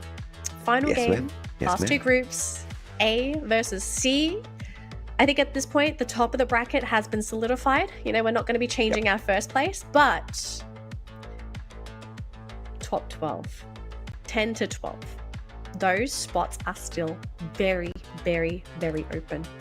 And with this last game as well, I expect these teams at the bottom of the bracket to really pull their fingers out to get these points. Because again, the gaps down there are still so small. I think we need production to show the overall leaderboard I want to see it too. Before we go in. But even if we don't, let me just give you guys the breakdown. I'm just going to talk over the map schedules that you guys know. It's going to be a random map, and it's going to be groups A versus C. So the fact that we've got groups A versus C means No Life as well as AE Sports do not stand a chance at all. SL Riders do have another match as they are in Group A, but they're 29 points behind the 12th spot team. So that's going to be no hope there at all. The three teams that we need to look at would be Toda, Tok Dalang, The Illusion. These three teams are in the 15th, 14th, and the 13th spot. And Toda is 7 points away from who's next, who's in that 12th position, who's next is in Group C, who's next will play. Gorilla X is in Group A, they will play as well. So those two teams hold on to the 11th and 12th spot. We are still wide open for the top 12 as we head on into Bermuda. And I am looking forward to this. Team Badut, they are gonna excel, but guess what? Farang is here, baby. And if Farang has done one thing well, that is dominate Bermuda in the group stage. They are the highest fragging team. They're the team with the most number of points on this map. And guess what? It looks like it's going to be a massive finish at the top. And I think as well to know that weight of having to keep your first place has been lifted off their shoulders. They're going to be feeling really good as well. Like when you're able to play stress-free, it's a whole different scenario than someone who's playing with all that tension, right? Like you have to hold back, you need to hesitate, you have to really think your moves through. When you're able to play this freely, you are going to play like you're in heaven. You're going to be so sure of all your shots. And I'm actually kind of excited to see what kind of finish Farang are going to be giving us, because when a team is able to play their game with that level of freedom, it is eye-opening at how good some of these players are if you're giving them the correct conditions to thrive. I don't know if this is the correct condition to thrive. This is the worst condition to thrive because this is Farang. They are Malaysians, okay? When we get comfortable, we falter. We've seen, and not just us, anybody that has won MCPS thus far, they have all faltered. The teams, you know, the statistics we brought up, group stage, they did well. Finals, not so good. There are teams like that as well. Not as frequently, but I think it is consistent that whenever teams have won MCPS, they haven't been able to do much from that. And what makes the statistics worse is when they come back in for the following season, they do worse. Hence why we've never had a back-to-back champion. In fact, we've never had a two-time champion the past 5 seasons. We are looking for that. Maybe it could be Farang, but we don't know. But the craziest thing here is Farang is the best performing team out of Group A. They are in the #1 spot. And the nearest team that is to them on the overall leaderboard is AB Radicals, who are in the 9th place. So there's a huge gap here between what the other teams of Group A can do. Group C, on the other hand, the best team is Team Badut, that's closest for the #1 fight, but they are 61 points behind Farang. So at this point, Farang doesn't need to do anything. you know? So that could just lead to the smaller teams eating them up because they don't need to do anything. Yep. Well, it depends if they want to finish with a bang. It could be an ego thing, you know? It's like, oh, we're already in first place. We're going to take all the points as well. So good luck, everyone else. Just eat the scraps, eat the crumbs. Yeah. I mean, it's up to Fire what they want to do. Who knows? Maybe they try a brand new strategy. Maybe they just decide, we're going to hot drop somebody for fun. Which might not be nice for a team that's still trying to climb up the leaderboard. But, you know, you don't get to choose your battles. You kind of just have to go with the flow. So let's see what Farang decide to do in this upcoming game. But I'm really keen to see this battle for the top 12 because Gorilla X, The Illusion, who's next? You're tied for 12th and 13th. You're literally tied. Someone's got to come up on top. Unless, by some miracle, both teams end up with 0 points in this round. Don't write off Toda yet. Toda's still there. 7 points. I'm sorry. Up until this point, this team is time and time again. They've let me down. I don't know if they can do it. They just need 7. Really it's such a low bar. Look, I said don't end their run yet. When we started, I said these teams just needed 5-6 points. Just needed 5 or 6 points. Look at where we are now. Where are we? We're in the middle of nowhere. Toda is going to qualify for the finals. I'm calling it out right now. Okay. I'm sure they are. Who drops the ball? Who's next? Who's next? You think who's next will drop? Oh. There's a possibility who's next is going to get dropped. Gorilla X will not get dropped. I think they are too consistent. I think so too. Yeah. So who's next in trouble? The Illusion, Dalang, they better do something because if they grab the 12th spot, then Toda can't do much. But I think Toda is capable of climbing the leaderboard, getting into the top 12. Let's cross our fingers here for them because clearly they've had terrible performance thus far within the group stage. Yeah, maybe if you're a fan of either of these teams, maybe start folding some paper cranes, try and make 1,000 before the game ends. Make that wish because this is your last hurrah. And if you want to make a wish, it's got to be now. It's not dark enough for the stars to come out, so you can't wish upon that star. But Bermuda, I think this is just such a fantastic way to end the league run as well. It's like you end everything in the place where it all began. You can pray to whoever you want, but I don't think even God can save you right now. Because even if he takes a hot drop against any one of these teams, they'll just eat him up alive. That's the kind of quality we've got at MCPS. A flat right path once again down the middle of the map in the OG Bermuda. Everywhere is playable. Let's see exactly who takes those hot drops. Yeah, I really want to see if anyone decides to take one of those ballsy hot drops because it would be a really great way to eliminate the competition if you kind of feel like, hey guys, I think we do a little bit better than this team in these skirmishes. Maybe we try and take advantage of it. So far, we don't really have too much happening. I think all these teams are showing a lot of respect to the competition, wanting to try and finish with their best foot forward. No big hot drops. Just seeing a couple players sort of infiltrate these areas from these other teams. Interesting drop taken by the Sri Lankans. They are splitting off into 2 groups. Josh and Tamash on the left-hand side. Closer towards Rimnam village. Trying to play their luck in that blue circle. Mars Electric taken over by Tashila as well as Aimbot. So, let's see. Sorry, Tashila as well as Josh. So Tashila is definitely backed up because Josh is a great player. Tamash should be the fragger on the side of the duo on the left. They're going up against AB Radicals, who haven't been the best, but they're still better fraggers than the Sri Lankans. So this is going to be a tough fight for sure.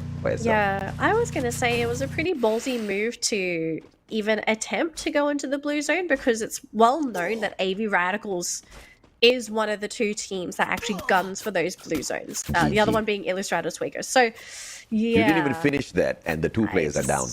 Well, I mean, I think at some point it was inevitable, and it looks like Fire actually running into a bit of a skirmish here with Freedom Rumble, and so far it looks like they are currently winning. They do get Yazid, so that's just going to be a free 2 points for Fire. It's fine. They're just bonuses. I'm just trying to pad their stats before the league stage ends. It's just the start to their, I'm pretty sure, mind-blowing run in this final one because there's just two versions of Farang that we can get. The unbridled Farang that does not worry about anything. They just go slaying all the way to that final circle. They have got a lead. They've got the #1 spot, but they just want to show how ferocious they are before the grand finals, just so that they can rattle the other squads. Or we could just have them, chilling. And the way we just saw them, it doesn't seem like they're chilling.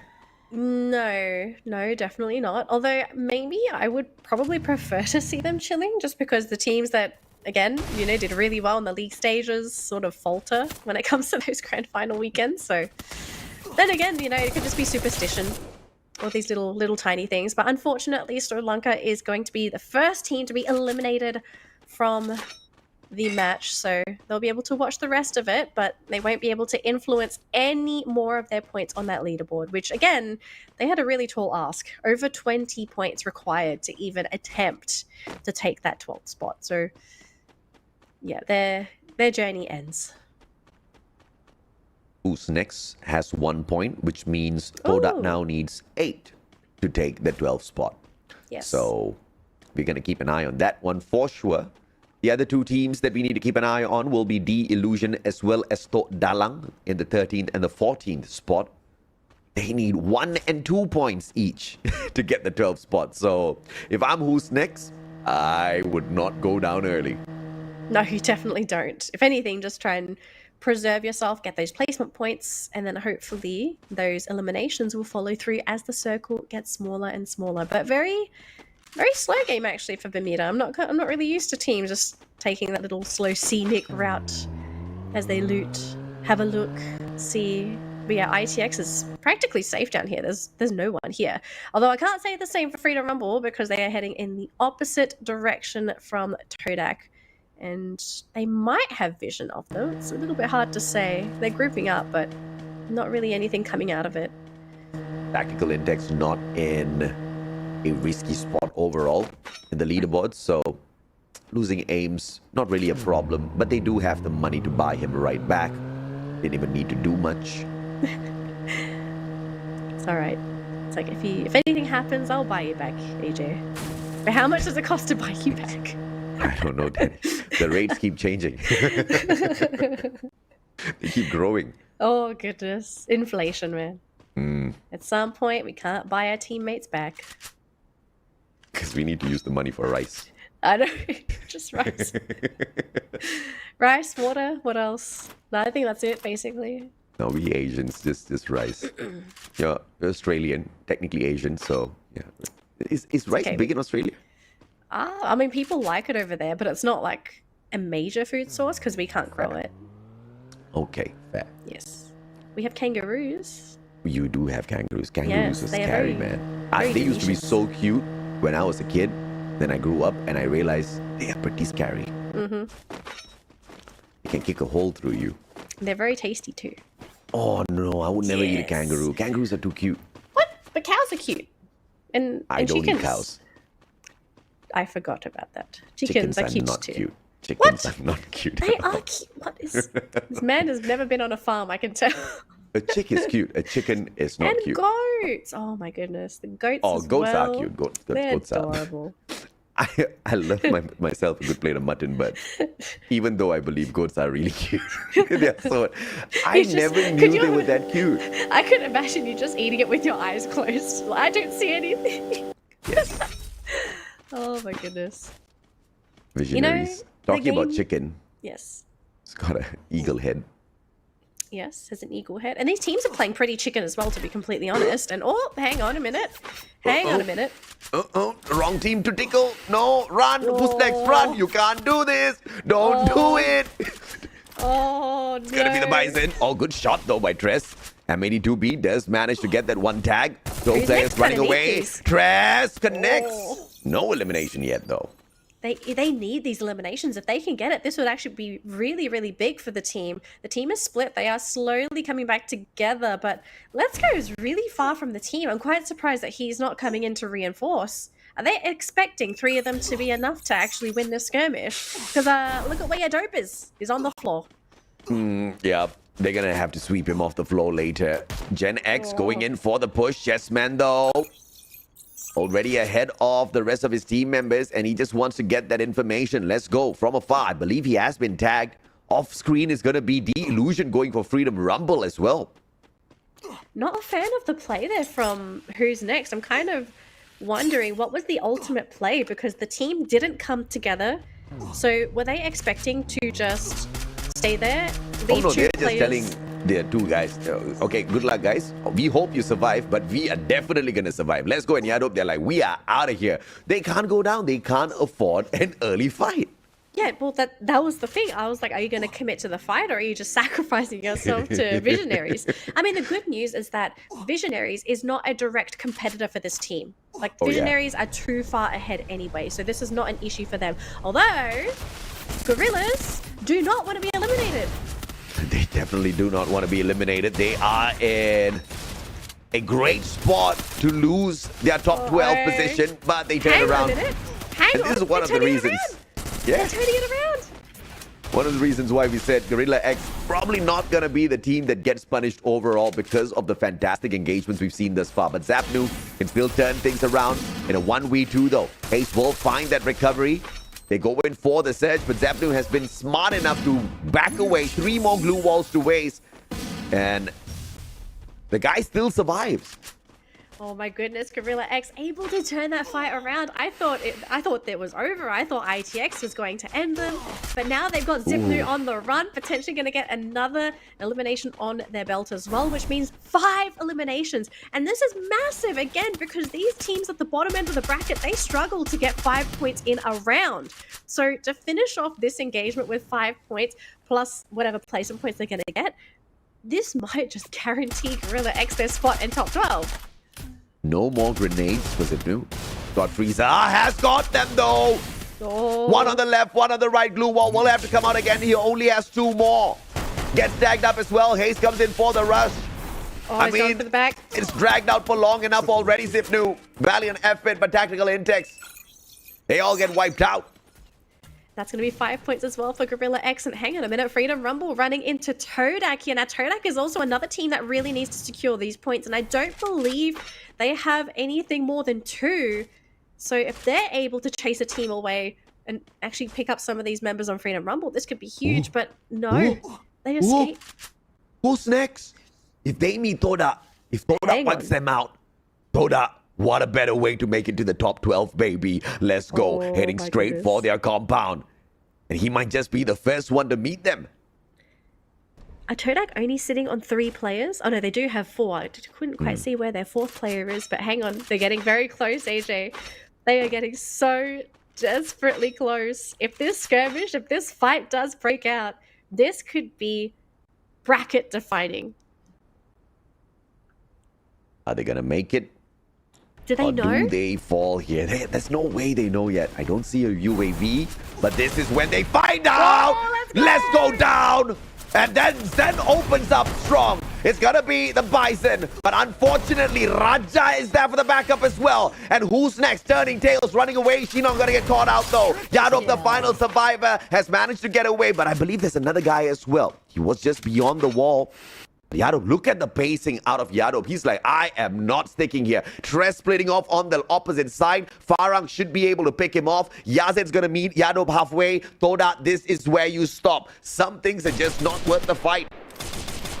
Uh-oh, they've actually run into Farang as well. This is the worst person to run into. Tok Dalang going to be the 10th team in this round. Eliminated and out of the competition. And Yadop, he does go down to Freedom Rumble. Which means now we're left with 2 players on the side of who's next for Trev. He got cut off by AV Radicals. I mean... Oh, what a mess. Who's next played that so badly, unfortunately. They just need... But, oh, look at this. A blessing. Let's go. Away from everybody else. Nobody else within the compound of Let's Go, but we didn't spot out the circle.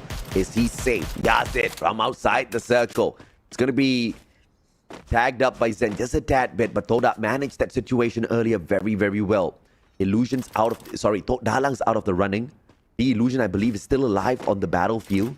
Freedom Rumble. Oh my it's not going to be a problem for them. Toda just needs to keep this up.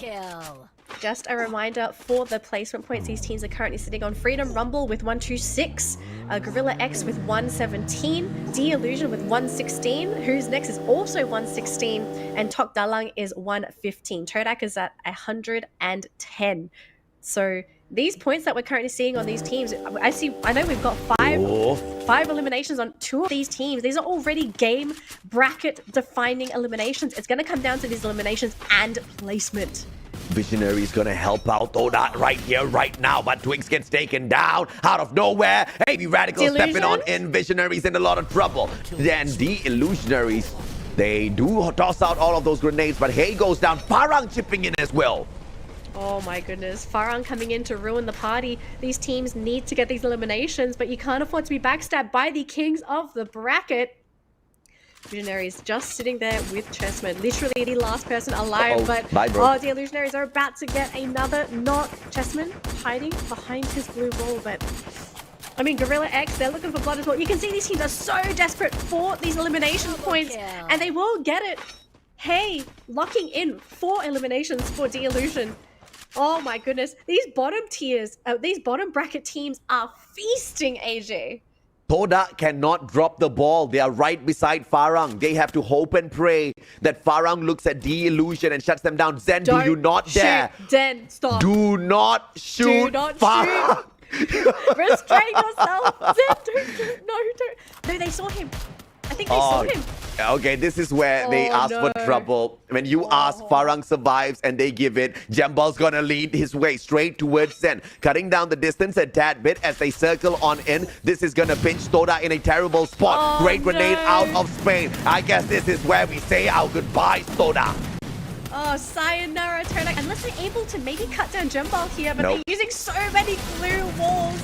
Oh my goodness, desperation mode has kicked in for this team, but I think that might just be it here for Todak. This team ran into the wrong team. Hang on a minute. Hang on a minute. They're still there. They're still hanging around. Traps. Drops Jambal. Hold on. AJ? Alif, they're still there. Trap. Alif! Oh, traps! A lifeline! A lifeline! Farang! Out! What are we even watching? And 8 points! Soda surviving an onslaught they should not have! Oh my goodness, and AB Radical's actually trying to look for another elimination. That shouldn't have happened. Farang should not have lost that skirmish, but to lose it, that propels them. Propels them on the leaderboard. Team Badut is out. No! Oh my God, Todak is out too. Toda, they took out the biggest warriors of the lobby, and Toda just helped out D-Illusion. I cannot believe what I just saw, because they took out Farang. Farang could have easily disposed of D-Illusion. Who's next is out of the equation. D-Illusion looking for the top 12. Toda, after such a big fight, after such a big win, have given it away. Now AB Radicals try to take D-Illusion out of the equation, but the damage has been done. D-Illusion's done it. Oh my gosh, incredible. What a game so far. D-Illusion are looking to secure their place in that leaderboard, but they're not safe yet though. Gorilla X finally going to be removed from the competition, which means D-Illusion will have to go head-to-head against AV Radicals, and the team is injured, but I mean, anything is possible, AJ. I mean, clearly after that Toda fight against Farang, anything is possible here at MCPS. But now D-Illusion, 10 eliminations already. Can they rage on? Can they pick up their first ever booyah in the final lobby that the competition has to offer in the group stages? Startamo with the left side flank alongside Ritu's. Raimiel a little bit too far away for all of this action, but Hay goes down. Soraya's really low. Soraya's the final player. Here comes the Orion as well, sucking away Soraya's health. Hay's gonna get picked up. Soraya working double time to maintain this balance, but that's all gonna come to an end as the illusion goes down. AV Radicals picks up their first booyah of the group stage. Oh my goodness, what a way to end the league stage. The games were great. We had so many unexpected plays happen, and we saw the battle for top 12. I have to say, you know, most people, they look at like, oh, who's first, second, and third? Guys, who's 10, 11th, and 12th? That's where the action is. That's the thing you should be looking out for. And we got a game of a lifetime. And now I think the question we all have here is who made it? Who missed out? Who are our top 12 teams? Oh, I mean, who's next? They did a great job surviving to that final circle because so many times they could have been shut down. So many times they could have been taken out of the equation. But you just saw them saying, nope, not today. Nope, not this moment. They just played the game of survival. They left their own buddies to die off outside of the circle because they said, we just need to play safe. Yes, they did. But the Illusion was not looking to play safe because they could not play safe. Their boats have already been burned. They had no other way to go except that final circle. And to that final circle, they ended up in, right? Crazy stuff. They don't get the booyah, but they might have just won themselves a chance here at the grand finals. Oh my gosh. It would be incredible if Todak just sneak into the grand finals just because they won that crucial matchup up against Farang. Because these teams are points away from each other. Points, barely 5 points away at most. So the gap was small as is. And you could tell in this match, everyone was trying to get everything. Everything that moved, they shot at. They tried to go for the eliminations. They played very, very aggressive. And I just want to see the leaderboard. I don't care anymore. I want to know who our top 12 teams are. I mean, I like the previous Todak roster. I just think that the boys needed better coaching. So I was shocked when I saw a totally new roster on the side of Todak, and it was the boys of Sem9. And I just had questions. I'm like, wait a minute, where are the boys? Where are the ones that were at one point, some of the greatest fraggers within the competition? But it's okay. At the end of the day, the roster changes will happen. But this seems to be a roster change that did the brand no good whatsoever. Group stage, unfortunate performance. Final day, they won out such a huge battle against Farang, which I don't even know how they walked out of. They were outside of the circle. They got grenaded. All of the takedowns happened on the side of Farang, and they still survived, only for the Illusion to say, hi, thank you, bye. You mean like, hi, thank you, come again? It's like, thanks for the point, don't come guys. again. We are going on to the grand finals. We'll see you next time, maybe. We'll see you next time. Unless your brand changes the roster again. Sure. Again, anything can happen, but that's it, Can you believe it? That is it. We are basically done with the league stage for the Free Fire MCPS Majors Season 6, which means we have our top 12 teams locked in, ready to go for the grand final. That's going to kick off in 2 weeks' time. So not next week. Next week, we're all going to have a week off. The teams are probably going to use it to practice and train and scrim. But the week after, that's when the party starts. That's when the action kicks in, and that's when you all should tune into the stream because we're going to have some really amazing games, especially with the top 12 teams. And with grand finals, we have never had a grand final where the league stage determined the results of the grand final. It has always been different. So again, our question is, are we going to see Farang be the first team to be crowned as 2-time champions, or are we going to get a new name on that podium finish? So far, this time, picking up the MVP. 7 eliminations, Danny. 7 eliminations. I mean, this man has deserved everything up until this point. He, especially in that last game, AB Radicals worked hard. Oh yeah. They worked really hard to get those extra points to try and for them, climb up that leaderboard, try and secure as much prize money as they can before the grand final. So I'm kind of happy to see AB Radicals sort of picking up themselves, because I think a lot of people had expectations that AB Radicals were going to just come out guns blazing like they were known for years ago, and that hasn't happened. It's almost like the team is still trying to rediscover themselves, or something just isn't working, or they're not really fitting or adapting to what is currently considered the acceptable meta. So maybe AV Radicals just needs time. You know, maybe that time is called 2 weeks from now. Maybe that's when we're going to see them shine. I think they just floated around on purpose, not seeming like the threat at all within the competition, because what they just pulled off here could have been record-breaking if it was not already equalized and done by two other teams. 29 eliminations. This is the season high that the teams have been able to achieve. And AV Radicals, a team that have been showing up a little bit soft recently, coming up with this sort of numbers. I mean, I think they are doing this on purpose. At the grand finals, we can definitely expect to see way more of them. But The Illusion, out of nowhere, giving us 19 points, and they will definitely make it into the top 12. Toda so close, yet unfortunately so far, way too many missed opportunities, not just from the days of past.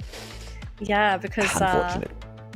Gorilla X, they wanted that place more than Todak apparently.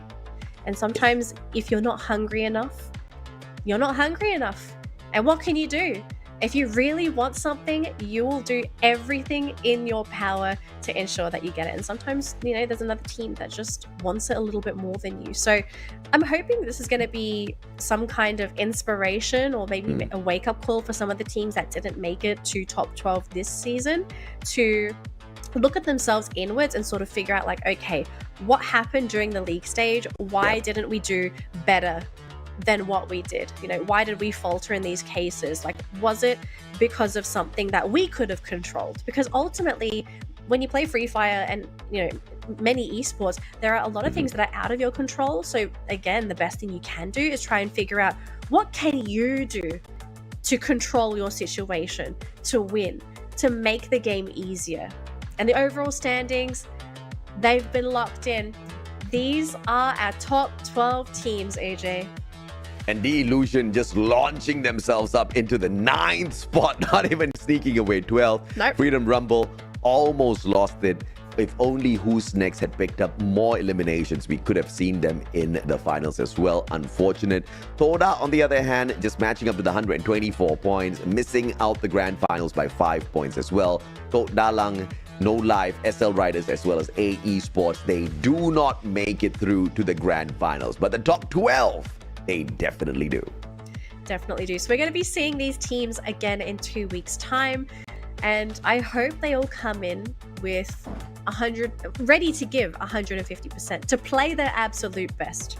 Because it's not just one grand final day. We've got multiple days of grand finals, which means the players are going to have to put in extra effort to ensure that they've done their homework, they've done their research, they've gone through those VODs every single day to pinpoint, okay, what happened on this day? How can we play better going into the next day? Have they got any strats saved? Have they done something this season where they've tried to keep a certain strategy hidden and preserved it for the grand final? In a lot of cases, we've seen some teams pull out grand final strats and they generally not too successful, but who knows? Maybe this is the time where someone's like, we're going to change the meta on grand finals day. It can happen. It most definitely can happen, and we are looking forward to exactly that, right? Teams that have shown up, some of them with the consistency, some of them without. Teams have shown up with potential. Teams that have potential thus far to take the championship have surprisingly been teams like Axis Esports as well as Team Badut. Axis Esports just got patched up together. It seems like they have got the fragging firepower, just not enough consistency as well as the methodology to hold up their firepower from start to end. It seems like they're in a sprint whilst others are taking a quick, slow jog up to the final circle. And one of them's taking the slow jog would actually be Team Badut. Most of the time, Danny, we don't see them until that final circle. And maybe that's the play, just pretend to be a ghost. No one thinks ghosts are ever going to be a threat, but this ghost is called Team Badut. This one's going to eat you. Before we go into the grand finals for next week, AJ, I kind of want to hear, are there any hot takes for teams that you think are going to take the crown for MCPS Majors Season 6? Is there a team that, in your brain, you think I think this team could take it. No Yeah. hot takes. Zero. I love it. I love that I'm not able to make a prediction like that. I love making bold predictions, but the grand finals is just one that you can't, because too many things could go factors. different, right? It's not just a one day of play. It's not just 6 matches. It's 18 games, more than what we've seen them play within the group stage. How insane is that? Can I make an insane prediction? Way ahead of time? Tell me. I actually have an inkling of a feeling Tell Axis me. are going to take the crown. I have an inkling of a feeling. Oh, That's a hot take, but something Okay. inside me, it's like Axis. It keeps saying Axis. I feel you. I understand. I mean, like I said, a lot of quality, a lot of potential. But Maybe consistency. season 7. Season Maybe 7? Ooh, Yeah. okay. Yeah, I think they need time to gel first. But of course, we will see if or not those predictions do come true. Ladies and gentlemen, boys and girls, this is the end of the group stage as well as the broadcast. We are going to be taking a break, like Danny said. Next week, there's no broadcast, but the following week, make sure you catch up with us. Friday, Saturday, Sunday. It's going to be 3 days back-to-back grand finals to determine the champions of season 6. Take care, and we'll see you there.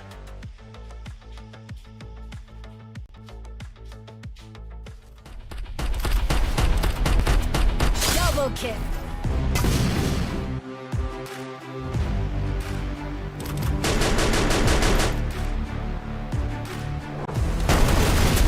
Dominating.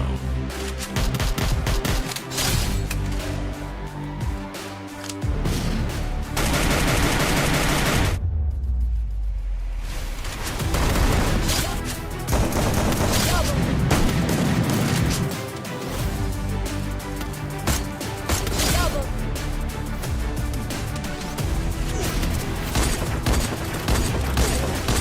Quadruple. Double. Triple kill. Quadra kill. Dominate.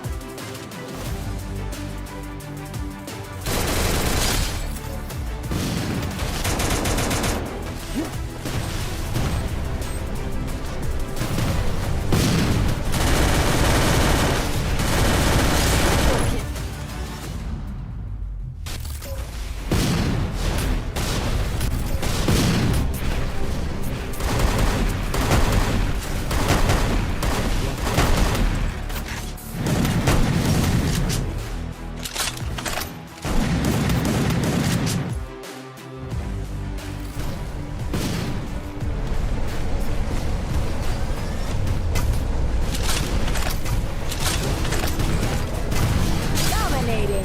Killing spree.